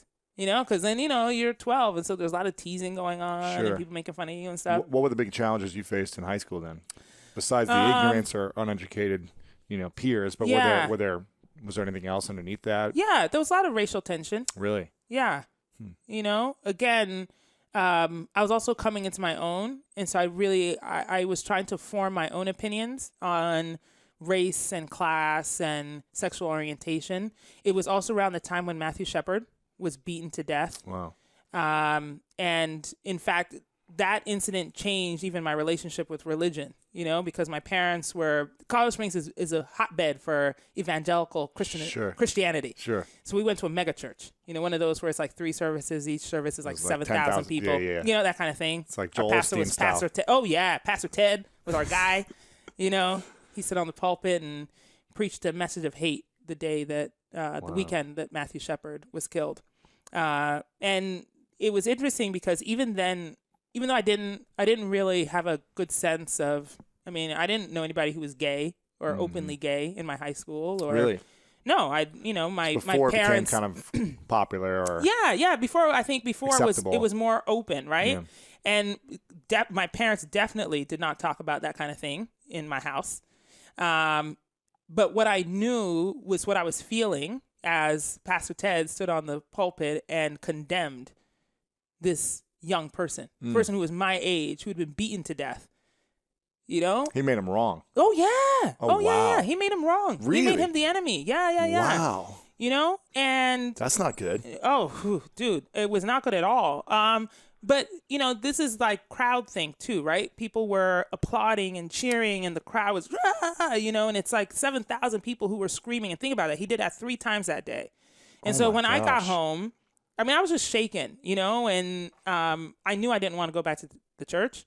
But my dad was a How old were you deacon. then? I was, I don't know, 16 probably. Yeah. And my dad was a deacon. My mom like ran the Sunday school, you know, like it was like the whole thing. we sat in the front row behind his wife and his kids. You know what I mean? Like You were I couldn't embedded in the church. Yeah, it's like, you know, so the decision the next Sunday to be like, I don't feel that good. I just want to say, and then the second week, I don't know if I'm feeling, you know, it became a real problem with your dad or your parents. with me and my parents. So how did you have the courage to kind of open up at 16 of like, hey, I don't believe or I don't feel comfortable with this type of thinking the way you guys have lived your entire life? Yeah. Or... You know, I don't know that I could I definitely could not have articulated it then, you know, what it meant or what I was feeling. All I knew was that I hated the way that I didn't like the feeling of blood vengeance, you know what I mean, in the church. And I knew it made me feel uncomfortable and scared. Yeah. You know, and it was very similar to, you know, sometimes how I felt like even in the classroom, you know, where it's like if people don't feel like you're an other, how they can gang up on you, you know, and I knew that feeling was not great and I didn't want anything to do with it. Sure. So at that point I was just like, I just don't want anything to do with it. I don't want to be in that space. And like I said, I mean, I was volunteering at Sunday school. I was part of the youth group. You were singing. You know, you were playing I was here in piano. the choir. I mean, I got a tambourine. You know, like I had the whole thing going. Yeah. But it just really, I just couldn't do it. And So I stayed at home. Really? From then on, you never went back? From then on, I never went back. What was that like with your parents or Oh, terrible. convincing them or? Nope. You know, my dad's house was an embarrassment. You know, my mom was more understanding, but you know, my dad, he just felt like he was embarrassed, like, you know, his oldest daughter. Mm-hmm. Should be leading the example. Not... Yes, setting the example, especially when you're African. You know what I mean? It's like you set the example for the rest of your siblings. You know, in everything, whether it's sports or, you know, academics or boys, religion. You know, you have to be the best. That way they can follow your lead. And so if I'm staying home and being like, no, I'm not doing that, then imagine what happens, right? You end up causing riots in your own house. Mm-hmm. Acts of defiance. You know, but I just couldn't do it, man. I don't know. I can't really, you know, even articulate it now, but I knew that was it. I couldn't go back. Wow. And were you able to cool things off with your father or? Yeah. I mean, eventually we just found, I only had 2 years left to go. Right. So you're like, I'm out of here. I was out of there. Yeah. You know? But yeah, I mean, we just sort of avoided the subject, you know? Yeah, like all functioning families. Like great teenagers do. Correct. Right? We just decide not to speak about it. Just like ignore it altogether. What would you say is one of the biggest challenges you went through then growing up, whether it be internally or through external issues or challenges from being in Africa or being in D.C. or being in Colorado Springs? Or was there anything that you feel like kind of defined and shaped you? I mean, you know what? There's a couple of things. One, like, of course, now in retrospect, I can look back and say, wow, you know what? Like, I had to stand up tall because I am tall and I'm so different. And now it's almost like a blessing because I'm clearly facing the same thing in Silicon Valley now, you know, where it's like, oh, okay, you're one. You know, you look around, there's no one else who looks anything like you. You know, no, you're one of a kind. And so I've already been through that, so it's not scary. You know, I don't feel fear in that, right? Or being other. But it took me a long time to like find self-love, you know, just because like when you're faced with not being the object of desire or beauty, right? Or you're not anywhere near the epitome of what it should be, it takes a long time. I think as, you know, as a teenager, as a kid, as a young woman coming into your own, takes a long time to then discover that, oh yeah, no, I'm beautiful in my own way. You know, that like being this tall and this dark and this, that, and that, you know, it's like, that's okay. Like, you know, I am okay. I don't have to be these other things in order to be accepted. That was tough. That was hard. It's hard being a teenager. Oh my gosh. And trying to like. It's the worst. Oh, it's awful. The teenage years was the worst for me. Are the Miserable. worst. Oh my God, they're so miserable. Wow. But that's why like I'm so I'm really excited when I meet young women, you know, who you know either are struggling with their own sort of worth and being and coming into, you know, their own because you feel so awkward anyway. And if you're in any kind of situation in which you feel other, you're just looking for connections, looking for anything to fit in, to fit in, anything, you know? And so even for me, like, I feel like those years helped also strengthen like my need for like storytelling and communication, you know? I feel like I really have been groomed for the career I've had because of that. You know, it's like I had to become like the instant source of everything cool. You know what I mean? I had to know it better than anyone.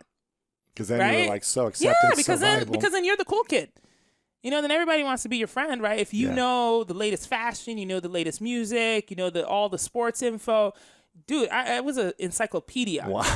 Yeah. Before Google. Oh. You were Google.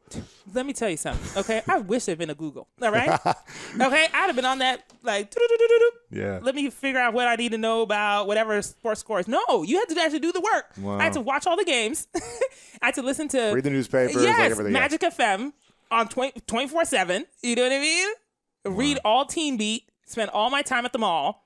You know, like, you had to get the information in any way possible so that at school I could be the source of all the info. Yeah. Be the coolest kid around. What would you say is your greatest gift now? Probably my intuition.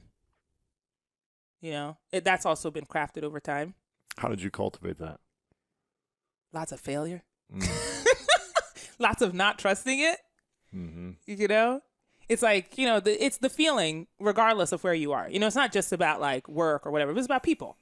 You know, like meeting somebody and being like, that person ain't right. You know, and it doesn't matter who they are. It doesn't matter if they're, you know, because, you know, this always happens, right? It's like somebody introduces you to somebody, oh, you know, they're super amazing because they've done You may not feel it. and they're like bragging on this person and you meet them and you're like, Something's off. I don't think so. You know what I mean? Like, and knowing that that is actually okay, that you should listen to it and back up. You know, don't go forward with this person because something ain't right. I don't know what it is, but something ain't right. And so I've got to listen to that. It also works for jobs. You know, every time I have ignored it, it has been bad. Miserable jobs, right? Miserable situations, you know? Or like, you know, it just in general. You know, I feel like just being able to trust it, and it comes in various ways, you know, whether it's like that feeling of unease or it's like that little voice or just something, you know, and it's different for everybody. But for me, I've tried to hone it so that now I react more quickly and I don't question it any longer. Really? in every situation, even in like every intimate situation. relationships or Every situation, everything. Really? Yeah, it comes down to interviews, everything. Well, Yeah. I'm glad you had the intuition to come in here, didn't walk out on me right away. No, not at all. No, but truth be told, if I'd walked in here and You felt didn't feel like there good? was some I got a weirdness, oh no, phone call. I'd just be like, hey, listen, this ain't happening today. Really? I appreciate you. Keep doing what you're doing, but I gotta go. Wow. Have you done that before? Oh, I have. Oh, yeah. No way. No, I have. Hands, yes. For like press or interviews or whatever. Anything. Yes, that's right. Yeah, because you know what? You can tell. I know it won't work out. It won't work out in my favor for sure. Yeah, it might work yeah. out for them. Yeah. You know what I mean? And so why am I sacrificing myself? No, no. And I don't even quite, before like I would feel bad and I would need to like try to explain. Now folks need explanation. It might also be because I turned 40 and now I give like, You're like, zero don't care. Fs. Yeah. Like, you know what I mean? So I'm like, if I don't feel it, I don't feel like I need to excuse it to anybody. Wow. I'm like, that's not for me. Thank you. I'm off to do this. Right. Now, did you always know that you were, going to be an executive at a big brand and kind of like No. shaping culture at these different brands? Nope. I thought I was going to be a doctor. Really? Yes. An obstetrician specifically. Well, tell me what that is. I'm ignorant. That's a person who births babies. Oh, wow. Really? Yeah, I've never given out a baby, so that's why Right. I know that. Yeah. I have, yes. Okay. Wow. Crazy. Yeah. Oh, That's I what had you wanted like to do? What, in that's high what school, I wanted to college, do or- in high school. Well, I mean, again, because of the influence of African parents, there were 3 careers I could go into. It was like I could Lawyer, be doctor, engineer. engineer. Yes. See, do you have African parents? Are you? No. You don't. Okay. Fantastic. Well, that's fine. That's Anyway, kinda like but it was Asian very, parents, yeah. African parents. It's like, why is it? Why are those the careers? Like, why is it's that? the safe. It's the like credible. It's like it's the the one- they yeah. made it. Yeah. I don't know, whatever. It's a badge of honor, I guess. Mm-hmm. And so I chose doctor because I was good at sciences and math.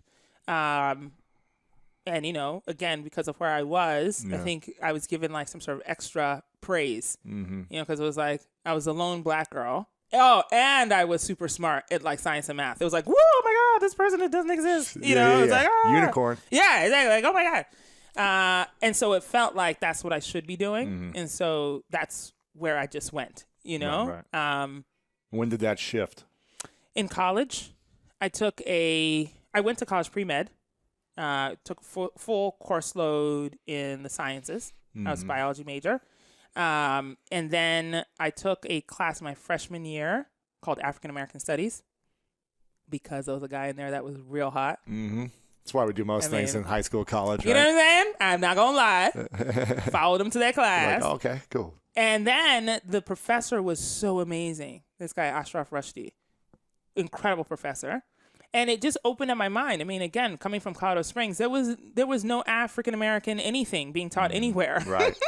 And so I walk into this class, and it was like, it wasn't just history. It was literature, it was poetry, Music. Yeah, everything. it was like it was just culture. Wow. You know what I mean?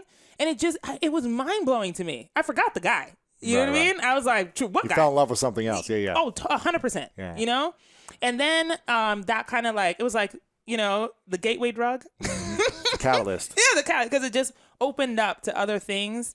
There was an American Studies professor who I also really liked a lot, Karichi, who was also teaching things about culture, but American culture. So now it's like not just African American culture. How did African American culture impact American culture? Yeah. How did Asian culture impact American culture? How did immigrants, there was just, it was such a confounding thing to me, to think about American culture and how that would all come together based on all these inputs and over time.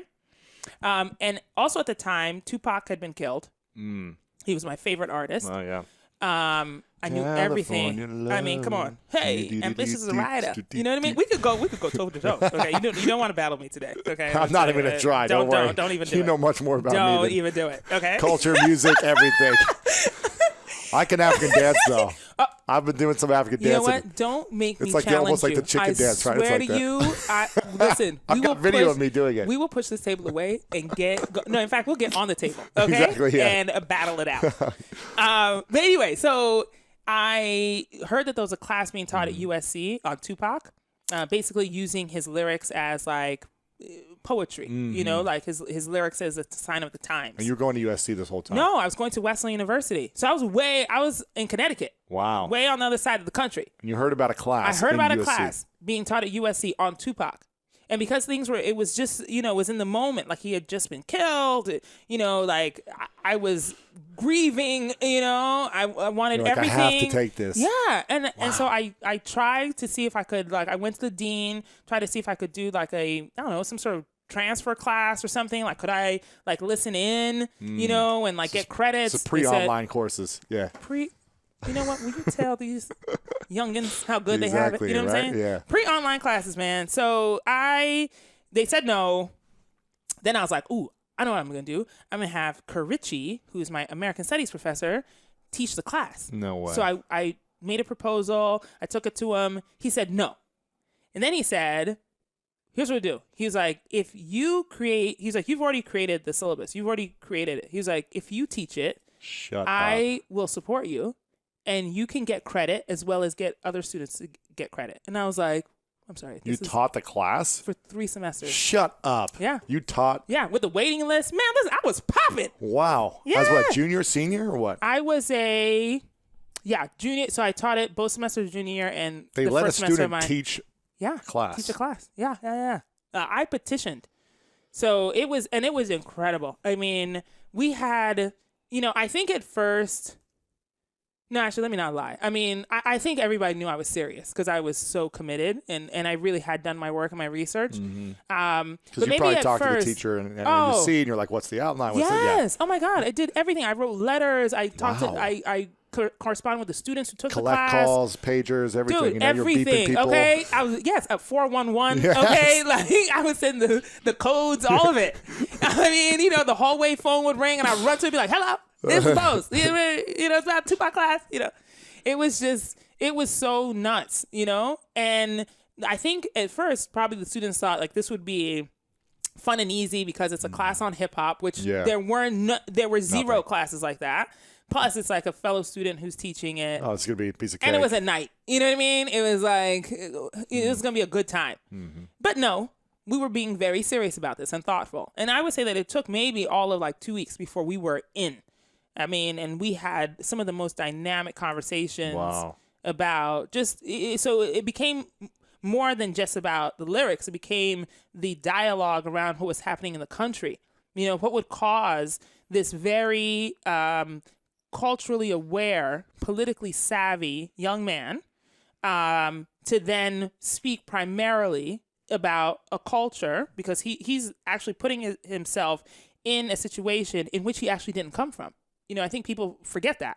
Think oh, okay, he was just a thug on the corner selling drugs. No, that's not Tupac. His parents were Black Panthers. You know what I mean? Right. And so to think that, okay, he had a voice or he was choosing to be the voice for a group of people that were unheard, became what I thought was worthy of academic discourse. So. Wow. Yeah. So that must have been incredible. The things you probably learned about yourself from being a student to now a teacher to... It was so great. It really was so great. A great, great time. And so you decided after that, okay, no longer going into being a doctor. That was it. I'm going into what? I don't know. I didn't have a name for it. I did graduate as pre-med. I applied to med schools. Got in. I was on my way. But I'd also taken African-American studies as a major and English. So I was carrying 3 majors. Now I only claim African American studies and English when people ask me what I graduated because I'm just the biology seriously sure. I'm not even Doesn't interested. Matter. I don't even talk about school because I barely even went to class. I just went to get good enough grades to play football. See, okay. And it took me almost 7.5 years to graduate. Oh, right. And I went to 3 different schools, transfer around a bunch. Wow, dude. And have a sports marketing degree or whatever, sports management. I can't remember what it's called, but. Yeah, but I don't even use what I learned from there. It's But isn't that the truth, though? I don't feel unless you're in some sort of technical field. Yeah. I feel like college is a time, just like we're talking about, to discover who you are, what you want to do, who you want to be. Really sharpen your analytical and cultural thought. Yeah. And apply that. For me, it was learning just social skills, just understanding human beings and understanding how to. Really enroll people in an idea, which is what it sounds like you did. Yeah. Where you're like, I need to enroll my professor. I need to enroll this school. I need to enroll this other school to give me the information. I need to enroll students in this vision that you had. Right. And you enrolled people. Yeah. You learned what made people tick, what made people say yes, say no. and you made it happen. Yeah. Which is the ultimate skill. Well, Enrollment, getting people connected to a bigger and vision. engaging them Yeah. in a thought, Yeah. you know? And it's so funny because when I was graduating, I mean, my parents were, super proud because, I graduated, like I said, pre-med. I was on my Top of your way class. everything was fine, I partied really hard. It's great. And so, like, I had that going for me, like, on my own, like, notches on the belt type of situation, Sure, where I felt really good. So I came out of college feeling hella confident, Like, I own this world. Oh yeah, I was like, socially, I got this.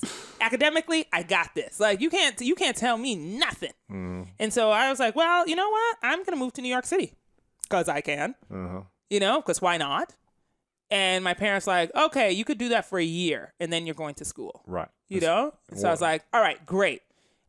By the way, thank God it wasn't today. Like, I would have definitely talked myself out of that. You know what I mean? Like, I just didn't know that anything bad could happen to me. Ooh, yeah. You know what I mean? Because I just thought I was the greatest. I was the greatest thing that ever happened.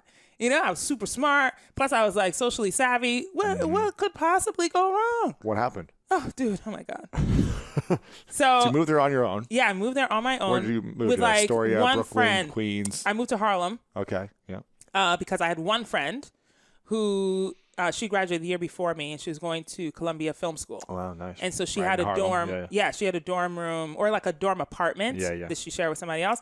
And so she said I could sleep on her couch until I found a job. Oh, I thought I was going to walk into New York City and get a job right away. I didn't. What? Look at me. Like, Yeah. of course I'm going to win. Like, fabulous. I don't even understand why somebody wouldn't give me a job. You know what I mean? Sure. Oh, so like 3.5 months later, I'm still like looking for couch. work on the couch, and she's getting annoyed. The roommate definitely hates me. Oh my gosh. Like, I have no money. My dad is definitely not sending me any kind of checks.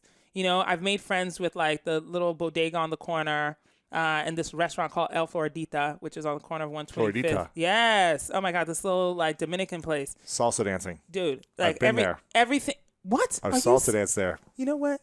I can't even take it. I'm about to get up and leave. What are you talking about? I lived in New Are York you City for a serious? year and a half when I used to salsa dance Holy in all cow! the spots. With the green like awning, they The had the whole green thing. on Yeah, the. yeah, of course. What? Yeah, of Shut course. Up. Yeah. Yo, that was my spot. Yeah. I loved everybody in there with homies. Okay, like they fed me when I couldn't pay for it. That's You good. know what I'm saying? Like, good. I mean, I didn't go there that much, but I used to know all the spots where they had salsa dancing. Yeah. So yeah. No, but again, That's this cool. is like Iguana, human. all these other places, yeah. But this is why I love when we think about like culture and like connections with people and stuff like that. Like it didn't matter where I came from or that I'd gone to like this super snobby school and thought I was like the biggest illest thing that happened. Like you make connections with people and they saved my life. You know what I mean? Wow. They fed me. That's amazing. And then I joined like a temp agency because I was in Floridita when the wonderful waitress who had become like an auntie to me, was like, you need a job. And I'm like, I know, I'm trying to get a job. You know what I mean? But I was like applying for these like highfalutin jobs that didn't make any sense. Now I look back on it and like I laugh at myself. Yeah. You needed like an entry level. Yeah, I need like an entry level job. And she had like a niece or something who signed up with a temp agency. And so she was like, oh, you sign up and basically they'll, you call them every night and they'll tell you where you need to go in the morning. Right? So it's like it's transient work basically. But I was like, whatever, anything. Pay me $50, $100 a day. It doesn't is. matter. Yeah. Like I was making zero money. So anything would have been good. So I walked in there and, they laughed at me because like I had like, a great degree and like all these experiences. I, speak language. They were just like, Professor, they were like, what are you doing here? But they, sent me out on jobs. I was a receptionist at a dog washing salon on the Upper East Side. I filed like National Geographics at this one place for like 2 months, which was awful. Nearly lost my mind in that one. God, I did so many little things. Oh, I was a what do they call them when you're like serving at a party? You're wearing like the tux. I don't even know whether like just a server, catering, I guess. like Catering. Yeah, yes. So I did that a few times. Yeah.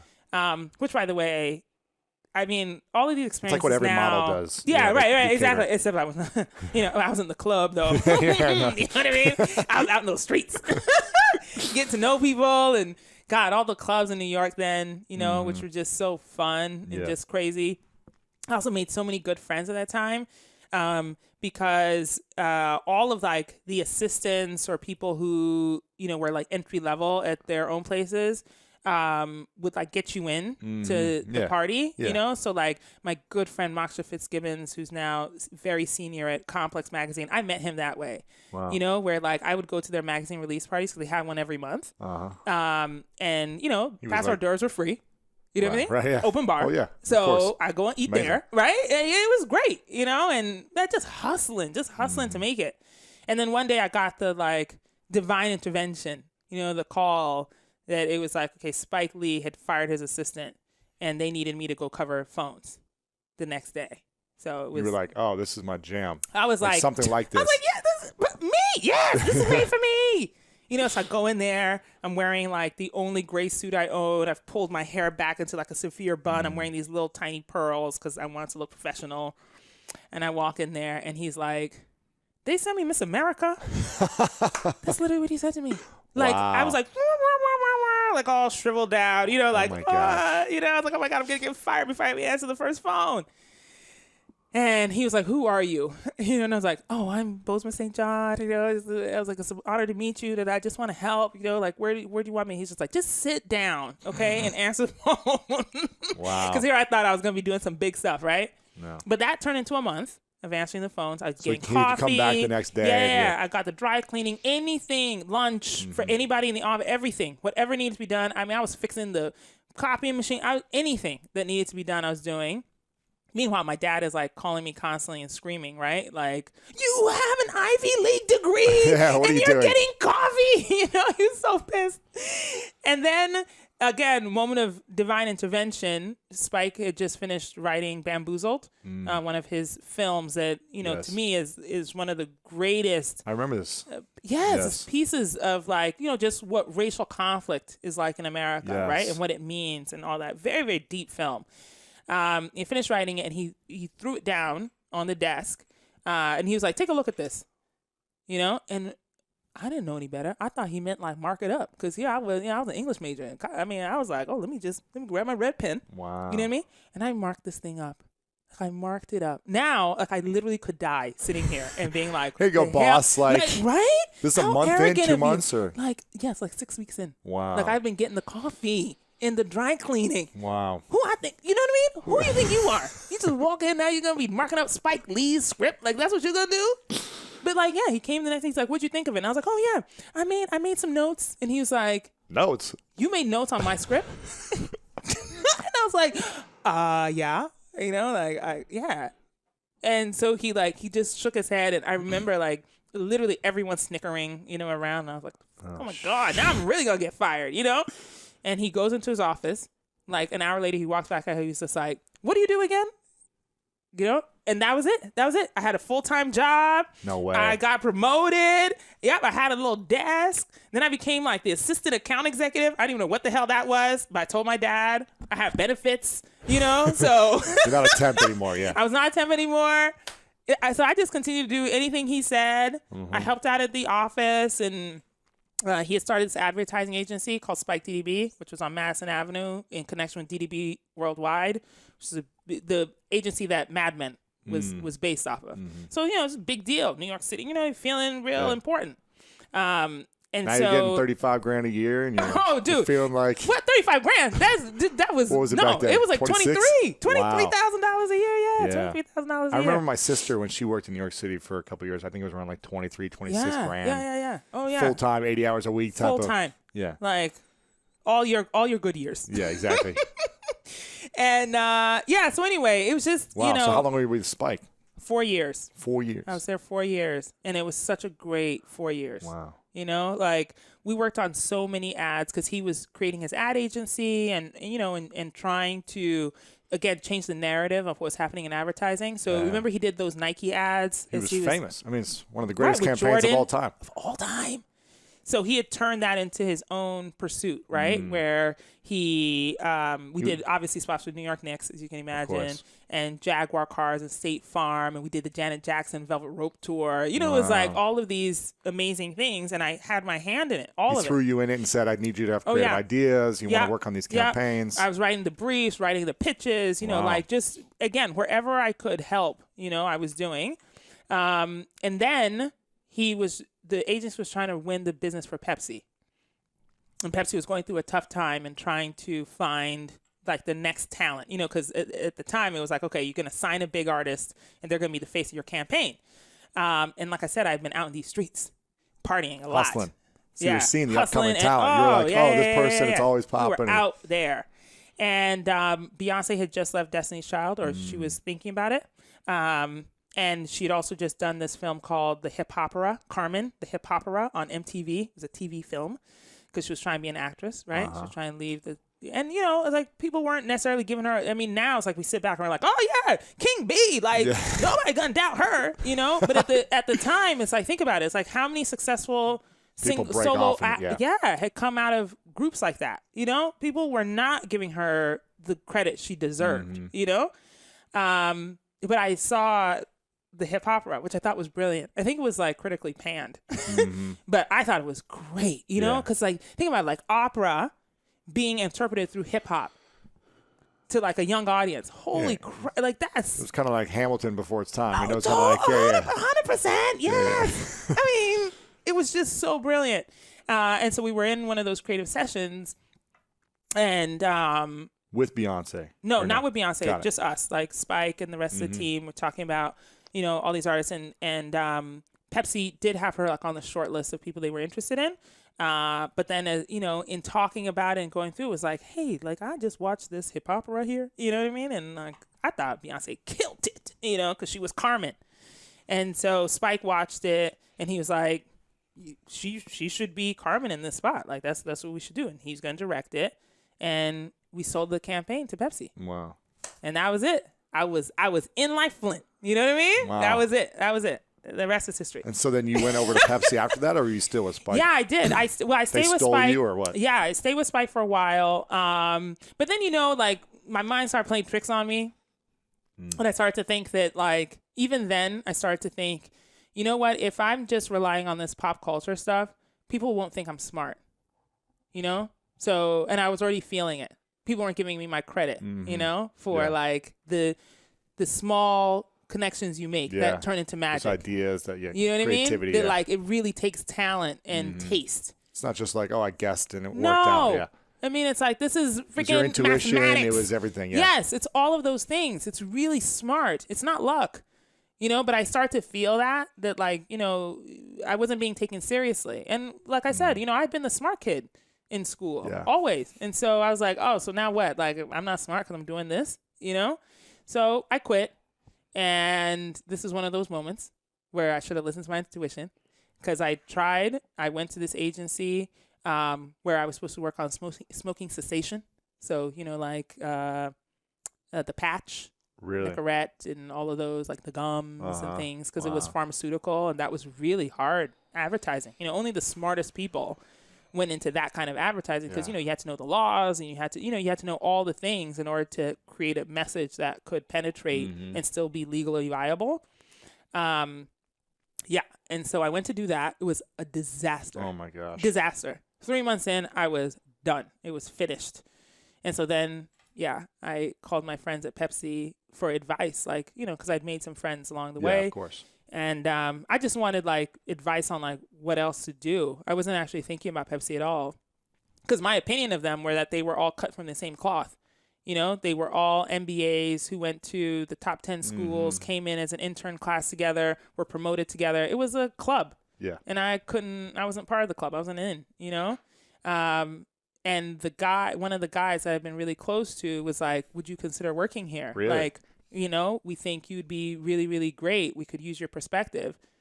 And I was like, oh, hell no. I was like, this look like I can't do that, you know? And so I went in for like a series of interviews. The old white boys club or Oh, whatever. 100%. Right. They were all wearing like khakis and the blue button-down Polo shirts, shirts. yeah. Oh my God. I had a nose ring at the time. Nice. It was not. I was not one of the peoples, you know. But this again goes back to like my childhood. I've never been. So you fit right in.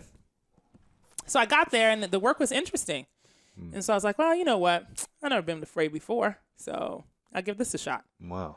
And what was the biggest lesson about working with Pepsi for you? Oh, I think, you know what it was? I think it was the validation of like knowing that pop culture can drive business. You know, that was the first time that I knew it for sure. Wow. You know, that like, this is not a game. You know what's interesting is it seems like it drives business, but does it drive politics after what happened? Yes, of course it does. So I think this is an even bigger lesson now, today. Well, with all the artists and celebrities endorsing one party that didn't win, does it work? Yes, it does work, because it's about how to focus the message, right? I think we forget that it's not actually about the artist, about the audience, you know? And so it's like, you can't just, it's like any brand or political organization that puts their money on the artist and forgets the audience is going to lose. So don't put it on the artist. Don't put it on the artist. The artist can be, the artist is a tool, like every other pop culture avenue.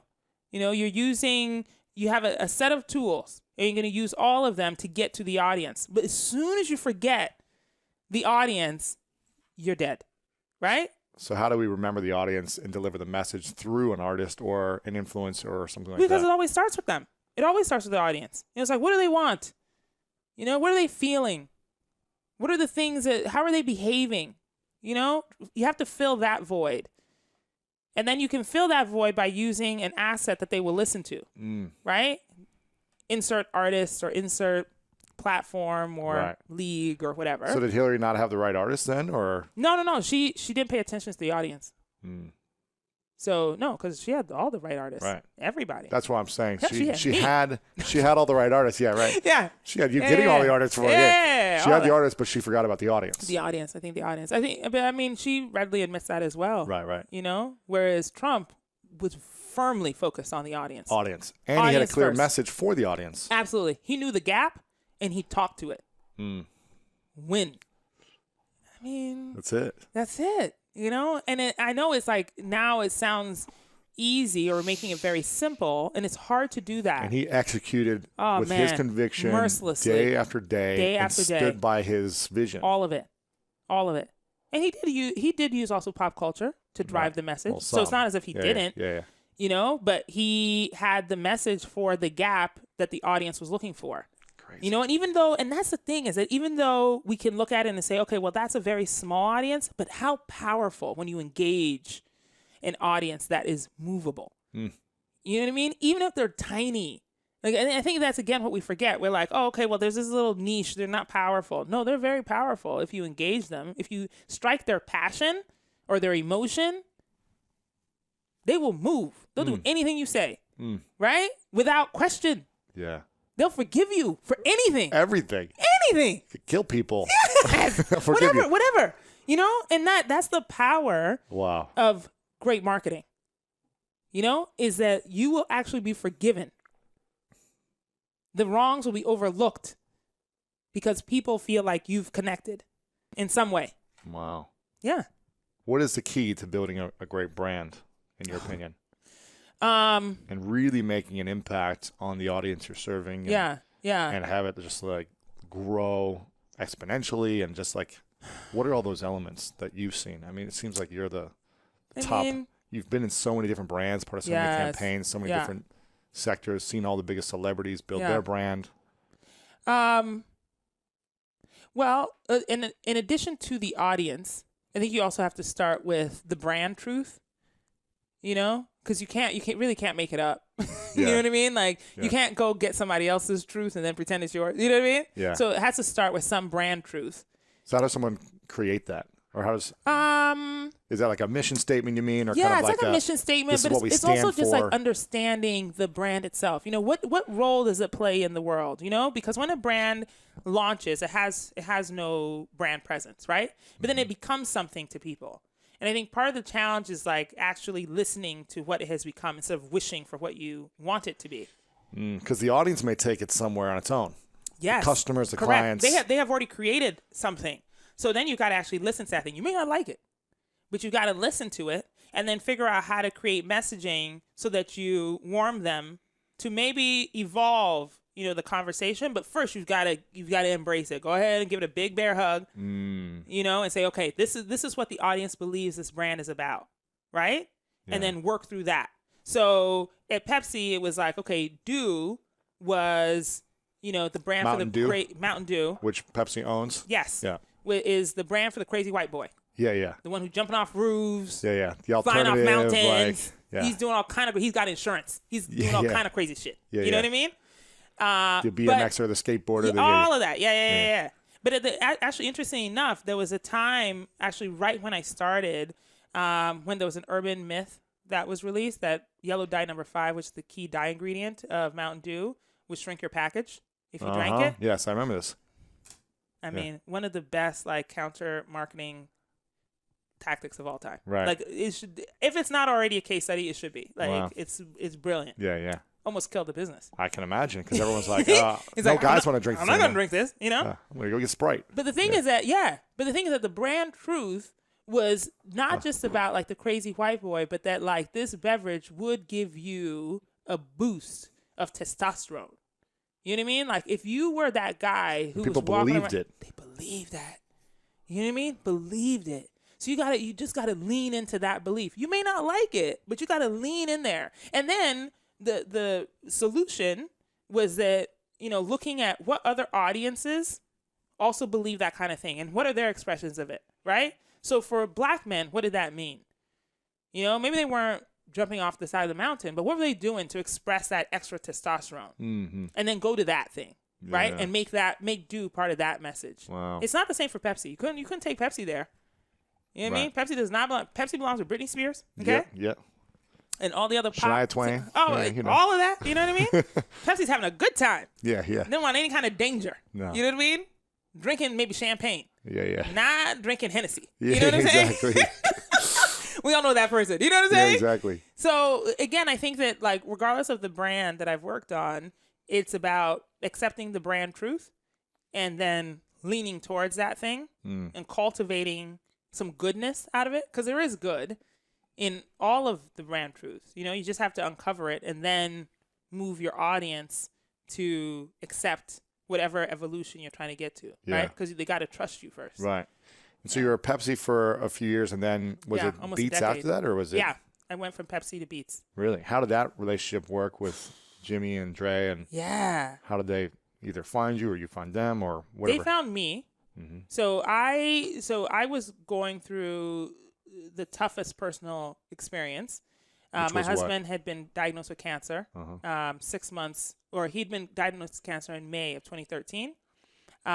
It also come right after probably at that time anyway, my greatest career achievement, which had been working with Beyonce on the Super Bowl halftime show in New Orleans. Was legendary. It was just, there are stories about that. That'll be the next time I come. A friend of mine was a dancer in that show. Really? Yeah. Oh my God. It was just, because I think people forget that, she sang at President Obama's inauguration. And remember that she was almost beaten down because she used a backing track for the wind, and people were saying that she couldn't sing. That's why she did it. Who says that? Are you out of your mind? What?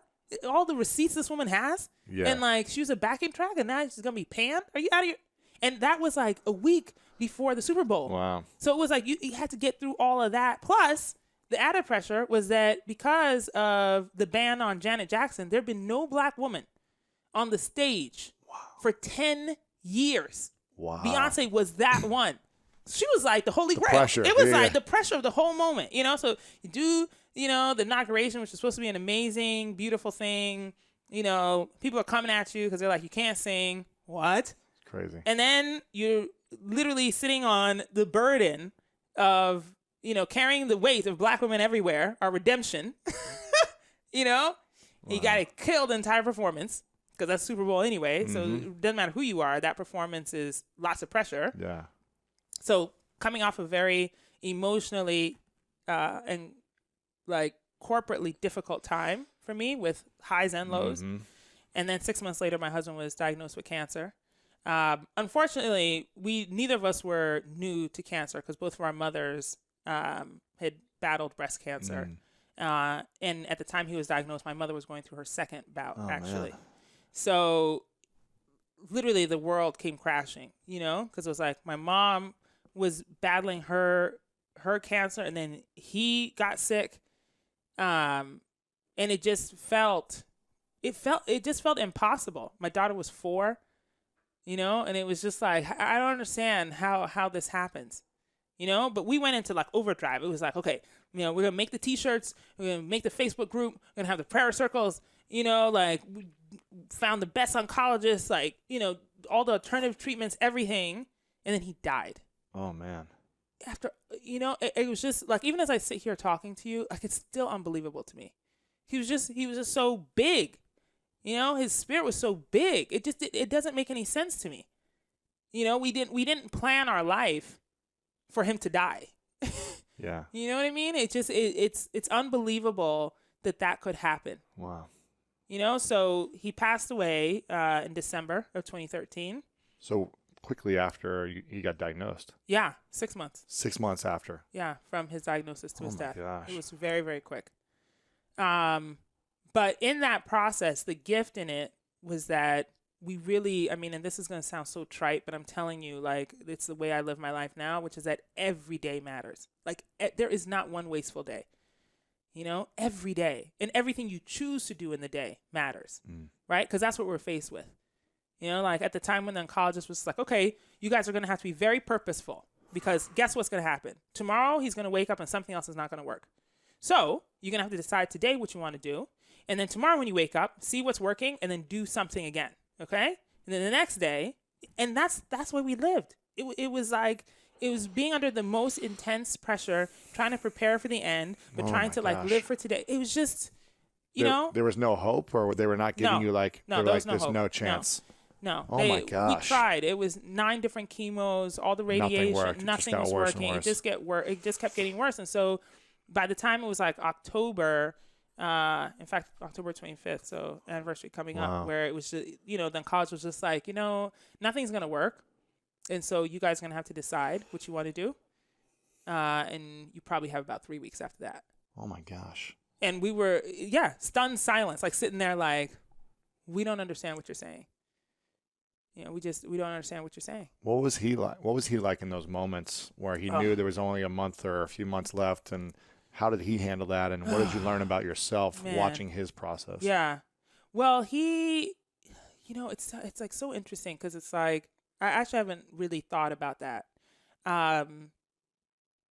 He vacillated between being super pissed, you know, being very angry about his diagnosis, about being robbed of his life. You know, he was not yet 44. We had like I said, we had a 4-year-old. We're living our best lives, right? And he was really pissed, you know, to be robbed of it. And at the same time, and this is what makes it so complicated, is that, and also part of the blessing, which is that because the oncologist, who, by the way, God bless her, she was like this little tiny sprite of a woman, you know, full of energy and like determination, you know. So she did everything. She gave us all the options. But it was her message of like, just do everything, you know, whatever it is that you've wanted to do, do it. Like, don't wait. Like, don't come back here and hopefully don't do that. Like, just live it. You know, and so he vacillated between this anger, but then, you know, as it was coming true and as things were failing, his body started failing him. He was so urgent, you know, to like live.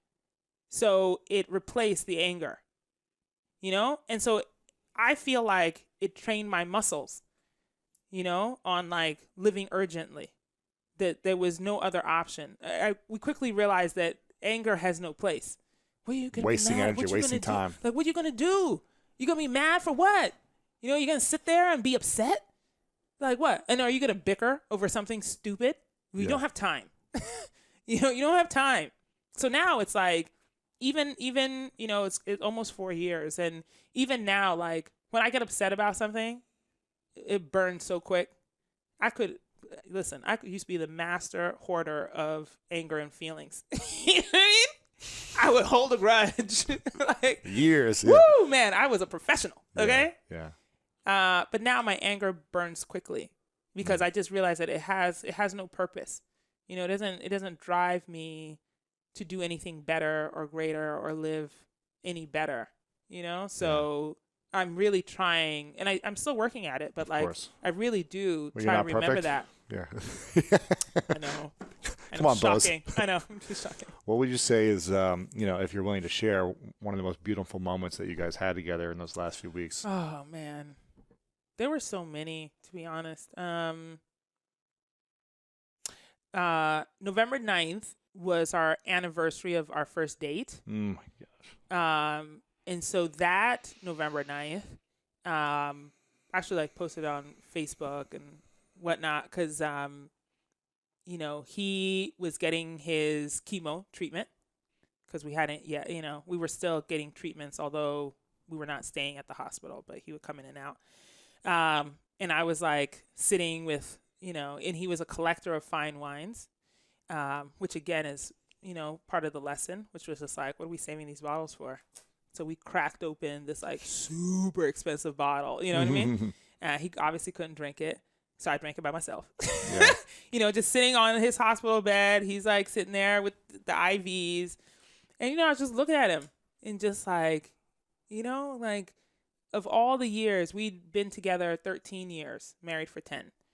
And it was like, Wow. just remembering all of the things and remembering the small, stupid things that I was angry about or that I resented or that I wish had been better or And we decided in that moment that we were going to confess everything that we'd ever harbored that we hadn't talked about. Holy cow. Yeah. And it was Some crazy stuff that opened up for both of you? Or? yeah, because it was like so stupid and so little, like stuff that you're just like, I can't believe I'm so mad about this, but let me just tell you. You know what I mean? Because it felt like the releasing, of things. And it was probably one of the most beautiful gifts. Because again, the lesson was that like I just can't hold on to anger or little petty things, or even the big things, that somebody does something to you and you're mad about it. Like you need to talk it through. Don't hold on to it. But it was a beautiful thing because it was like our anniversary, which we always celebrated. We got married in June, but that was like our anniversary moment. We probably celebrated bigger than our wedding. Yeah. But it was just, to think that, God, we don't have much time left, and we've got to release everything that we've got, just let it go, It also taught me a lot about relying on other people, because up until then, I felt pretty invincible, pretty self-sustaining. Yeah. I was Wonder Woman, Wonder Mom, Wonder Executive, Wonder Everything. Wonder Wife, all that. And then you realize that you're truly powerless, and that you've got to rely on other people for help. And that's not a sign of weakness, actually. Yeah. To get help. Yeah. Wow. Which has also been great since, because I don't mind asking anybody to help me.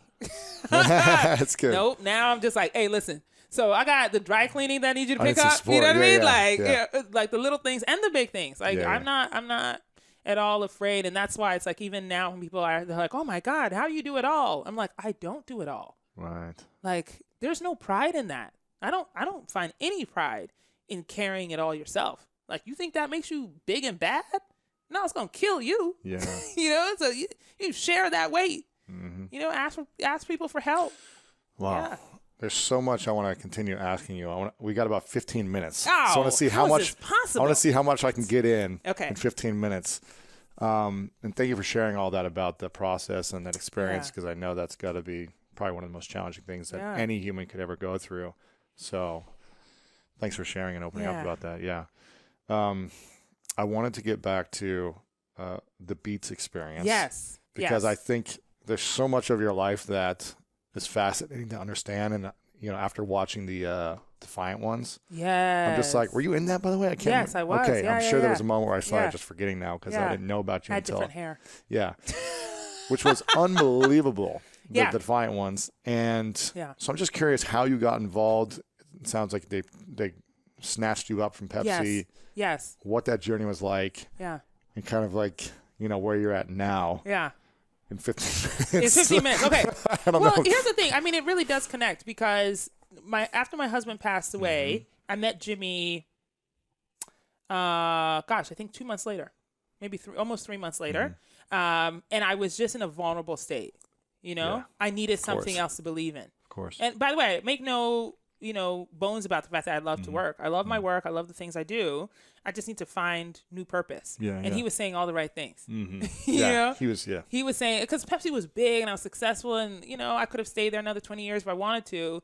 But I met Jimmy. He reached out. He had, some people find me. And I was already in LA for my sister's wedding. And so I got the call, which was like, Jimmy Iovine would like you to come to his house. And I was like, word? For what? Yeah. You know what I mean? And I get to his house. And was Beats big by then, or was it like... Yeah. It was big. It was so, well known. Well, Beats Electronics was really big. Beats Music had been launched actually on my birthday, like 2 months before that. So it was still new, very, very new. And Jimmy was basically like, hey, listen, I've had many turns in my career. I've been successful at all of them. All of them have been in music, and then now it's like this electronics thing. But he wanted his legacy to be, and Dre and Trent Reznor, like all wanted to change the way, the music business was, the trajectory of the music business. Because we all know that the value of the music itself was starting to be lost. Yes. And right? this was 2014? Yeah, it's 2014. So the headphones were big. Headphones were big. Now they're doing the music stuff. Service had just launched. Got it. But this is right around the time when like no one was buying records anymore. No, it was just kind of like all streamed or free. Everything or downloading. was free. Yeah. Everything was free. And so artists were no longer making music to sell. And they were like, how do I make money? Yeah, And, they were on tour. Yeah. And anyone will tell you that an artist on tour all the time exhausting. will kill you. It's It's like freaking people are taking 5 years to make albums. Now you're churning out albums every like 2-3 years, and then I mean, it's like every year. So in any case, I really loved the message, and the fact that, because what he was talking about was in the future. And I was in an emotional place where I needed the future. I needed something to grab onto that could pull me forward, And so quite honestly, I simply went because nothing else anybody was talking about was about the future. And I was like, if I sit here and just wallow in this grief and like keep doing the things I've been doing, I won't survive.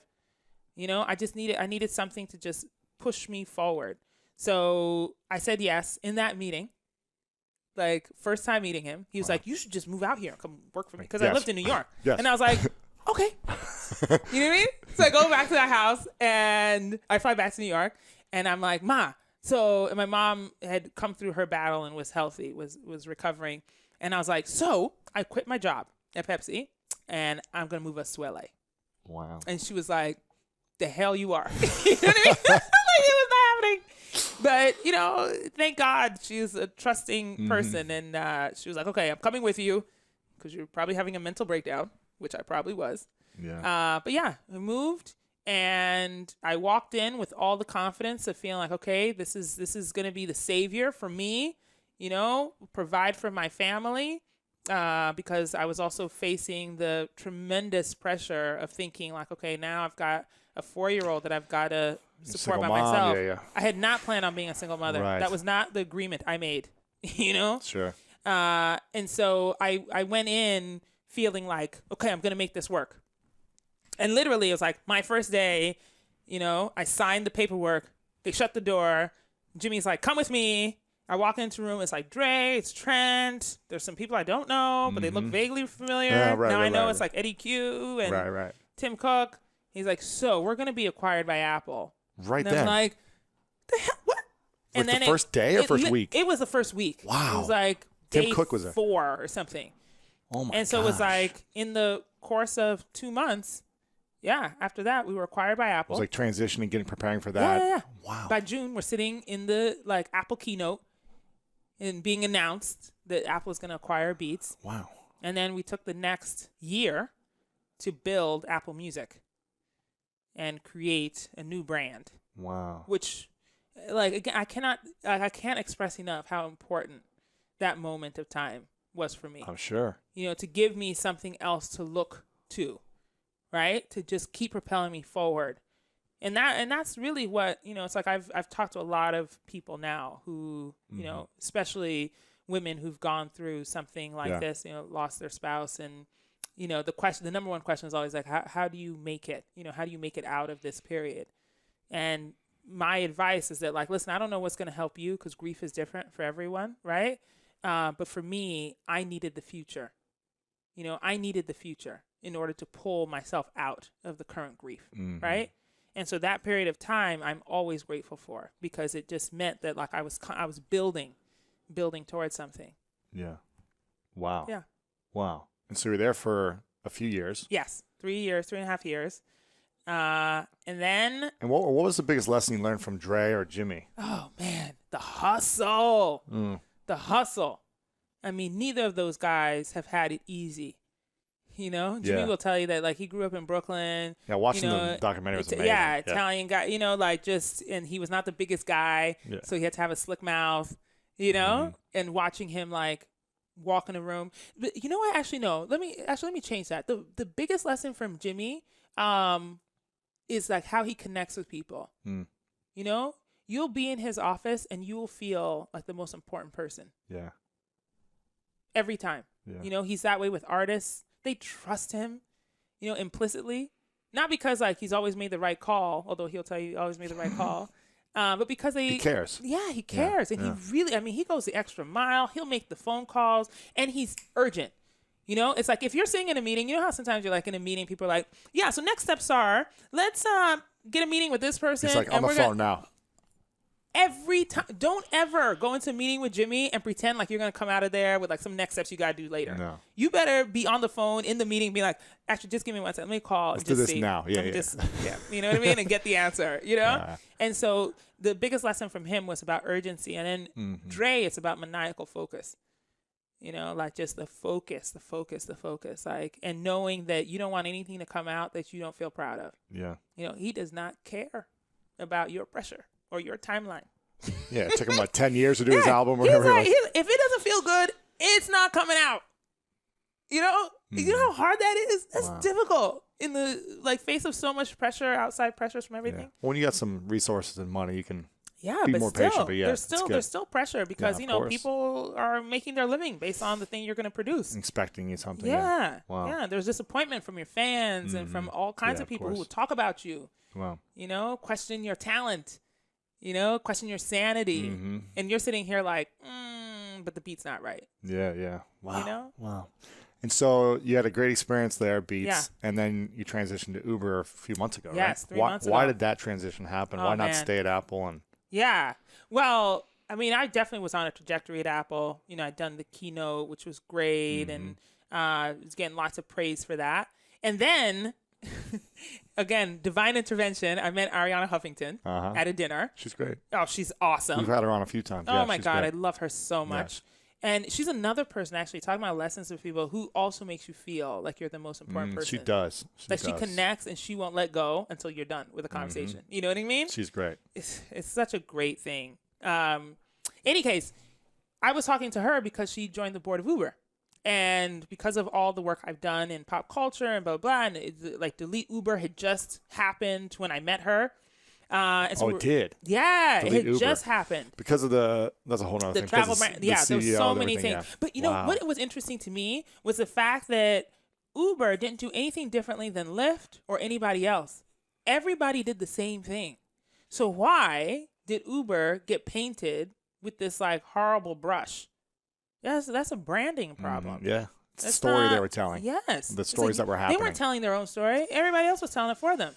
And so that's actually what I said to Ariana. You know, we had a very philosophical conversation about brand marketing, what it meant. And then obviously, like, we've been talking about the evidence of pop culture driving business or destroying it. Yeah. And, you know, me saying, I was just like, hey, listen, I'm like, I feel like I'm the foremost expert in this. Wow. You know, like, I Yeah. know what I'm talking about. And she was like, well, do you mind, like, telling Travis this stuff? Like, whatever you're telling? I'm like, yeah, okay, no problem. When I have time. Yeah, yeah. You know? And so, lo and behold, Saturday afternoon, she's like, come to my house. He's there for an hour. And I go in and I meet with him, and it turned into 8 hours. Wow. Yeah, we're just pontificating on the situation. And literally, I left there thinking, I think I have to go work there. Oh my gosh, yeah. Oh my God, am I actually gonna do this? Like, I'm gonna quit my job and go work here. Wow. Like, is that? And like, I try to shake it. I liken it to like fall in love with the wrong guy. You know what I mean? Yeah. Where you're just like, oh God, I really like him. You're right. You know? You kind of felt like your time had passed at Apple or with Beats. You're kind of I definitely had things to do. Yeah. You know? Yeah. But I just couldn't pass up the opportunity. Mm-hmm. You know, it was like I'd already been in this like amazing position to recreate or to create a brand actually from scratch because we created Apple Music from scratch, which in a marketer's world is that's Mount Olympus. Yeah. You know, it's like you have all the resources you need. You can access anything. I mean, you're living the life. You know what I mean? You're good. Yeah. You know? Yeah. And the thought that like I could have the opportunity to have yet another brand sort of, you know, on my record that says I did that. Mm-hmm. Like I did that. I brought it back It's just too sweet. Like I couldn't. Tastes good. Yeah, man, delicious. And then plus, you know, and I've been pretty open about this, which is that like I am unhappy with diversity and inclusion in Silicon Valley. Yeah. It is unacceptable. Yeah. And so Well, it's like you're the only black person probably, right? I mean, especially black woman. You know what I'm saying? Right? I'm like, there are lots of black people everywhere who are talented. Black women are currently the most educated group in the United States of America. Wow. Why can't they get jobs in Silicon Valley? Doesn't make any sense. Makes no sense. So, if there's going to be a brand that's going to be vilified for its lack of diversity, which, by the way, the numbers are greater than most Silicon Valley companies, including some that I've worked for. Right. And people want to paint that as the scapegoat. Fine. Let's do that.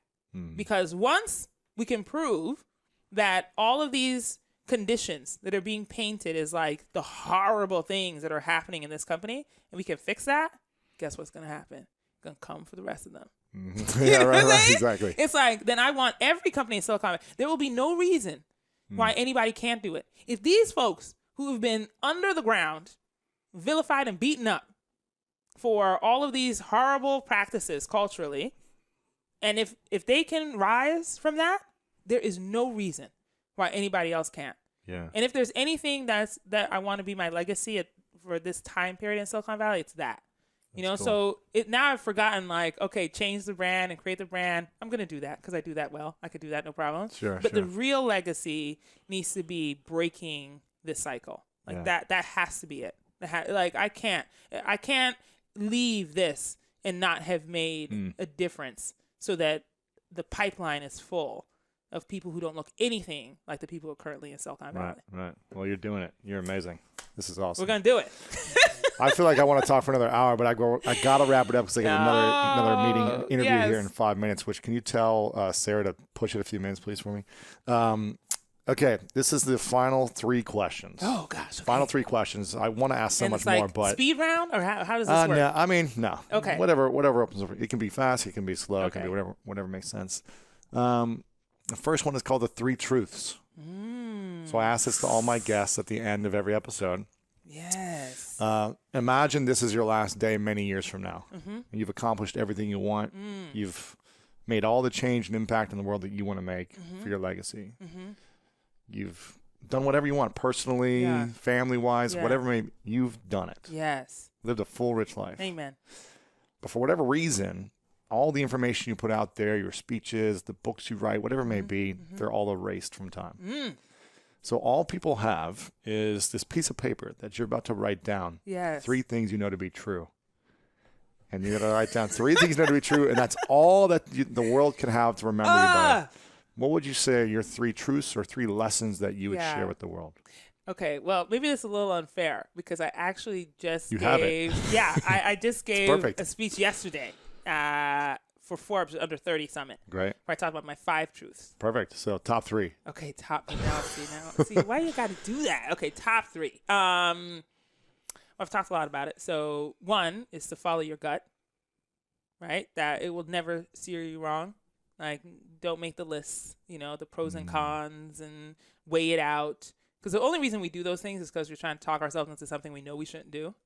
That's the only reason you do the list, because you're like, oh, yeah, this makes sense. Yeah, I'm going to rationalize to myself, But it's like your gut told you don't do that thing. Right, And right. you writing down a list as to why you should. You know? So that's one. 2, oh man. Bring your whole self to every situation, whether it's work or relationship or whatever else. Bring your whole self, right? Because I think especially in work and it's in corporate life particularly, we always feel like we need to hide part of it because the evidence of what is successful most of the time looks nothing like us. And I'm not saying us as in Black women. I'm just us in general, anybody. Yeah. You know, there's a very slim definition of what success is supposed to be and what it looks like. So we often shave the sides of ourselves that are not that thing. Right. If it doesn't benefit any of us. You know, and isn't it the world so much more bright and colorful and amazing if we were to bring all of us and our whole thing to the work? So that's one. And then the third, this is a tough one, the last one. To be kind. You know, be kind to ourselves and to other people.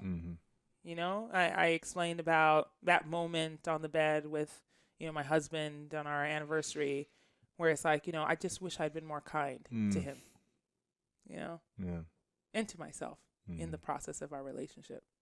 So be kind. Yeah, those are great truths. Those are great truths.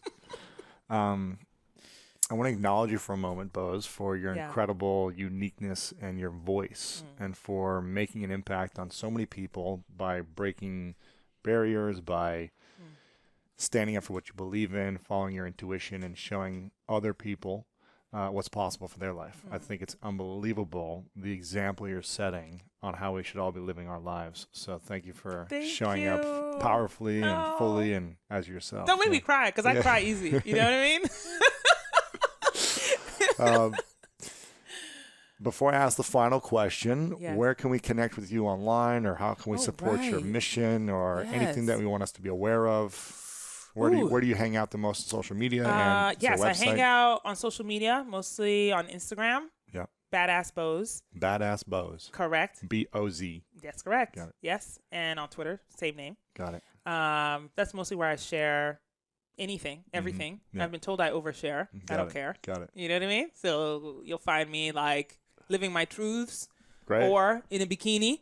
Hey, you know what I'm saying? Open for all to see. No problem. Yeah. So that's where I am. Cool. Awesome. Is there anything you'd like us to take action on, or anything that you want us to be aware of? Yeah. I want everyone to cheerlead this moment in time, you know, for what I'm doing in Silicon Valley. I think there are enough people who point fingers and say that there's something wrong. There's not enough people applauding the small wins. And that's what we need, encouragement, you know, because when you have encouragement, then other people feel emboldened to help. Yeah. When there's so much finger pointing and bad, you know, sort of stories and people downing it, then no one wants to help, you know? So I would ask that people help in that they encourage, you know? It's like, I recognize that the company and some of the actions are not always positive, but let's applaud the good things. Let's be loud about that. As loud as we are when it's negative. Right. That's great. Yeah. The final question's, what's your definition of greatness? Oh, definition of greatness. Oh my God, that is such a hard question. Jesus, Lord on high, Father God, help me. My definition of greatness. Oof. It's like living at 100%. You know, the totality of things, that whole circle, unbroken. You know, there's so much power in that. It's like, have you ever tried to squeeze a circle and try to break it? You really can't, because it's like the pressure is on every side. You know, you can break a stick. We can't break a circle. You try to apply pressure to it. And I feel like the same thing is for our lives, you know? If you like are living your whole complete truth, the whole completeness of yourself, you can't break. I'm not going to break. When you understand that at its core, anxiety is an alarm that is hardwired in your body to make you wake up, and what it's asking you to do is to give yourself a little bit of love and reassurance right now. I know you're sitting in a dorm room.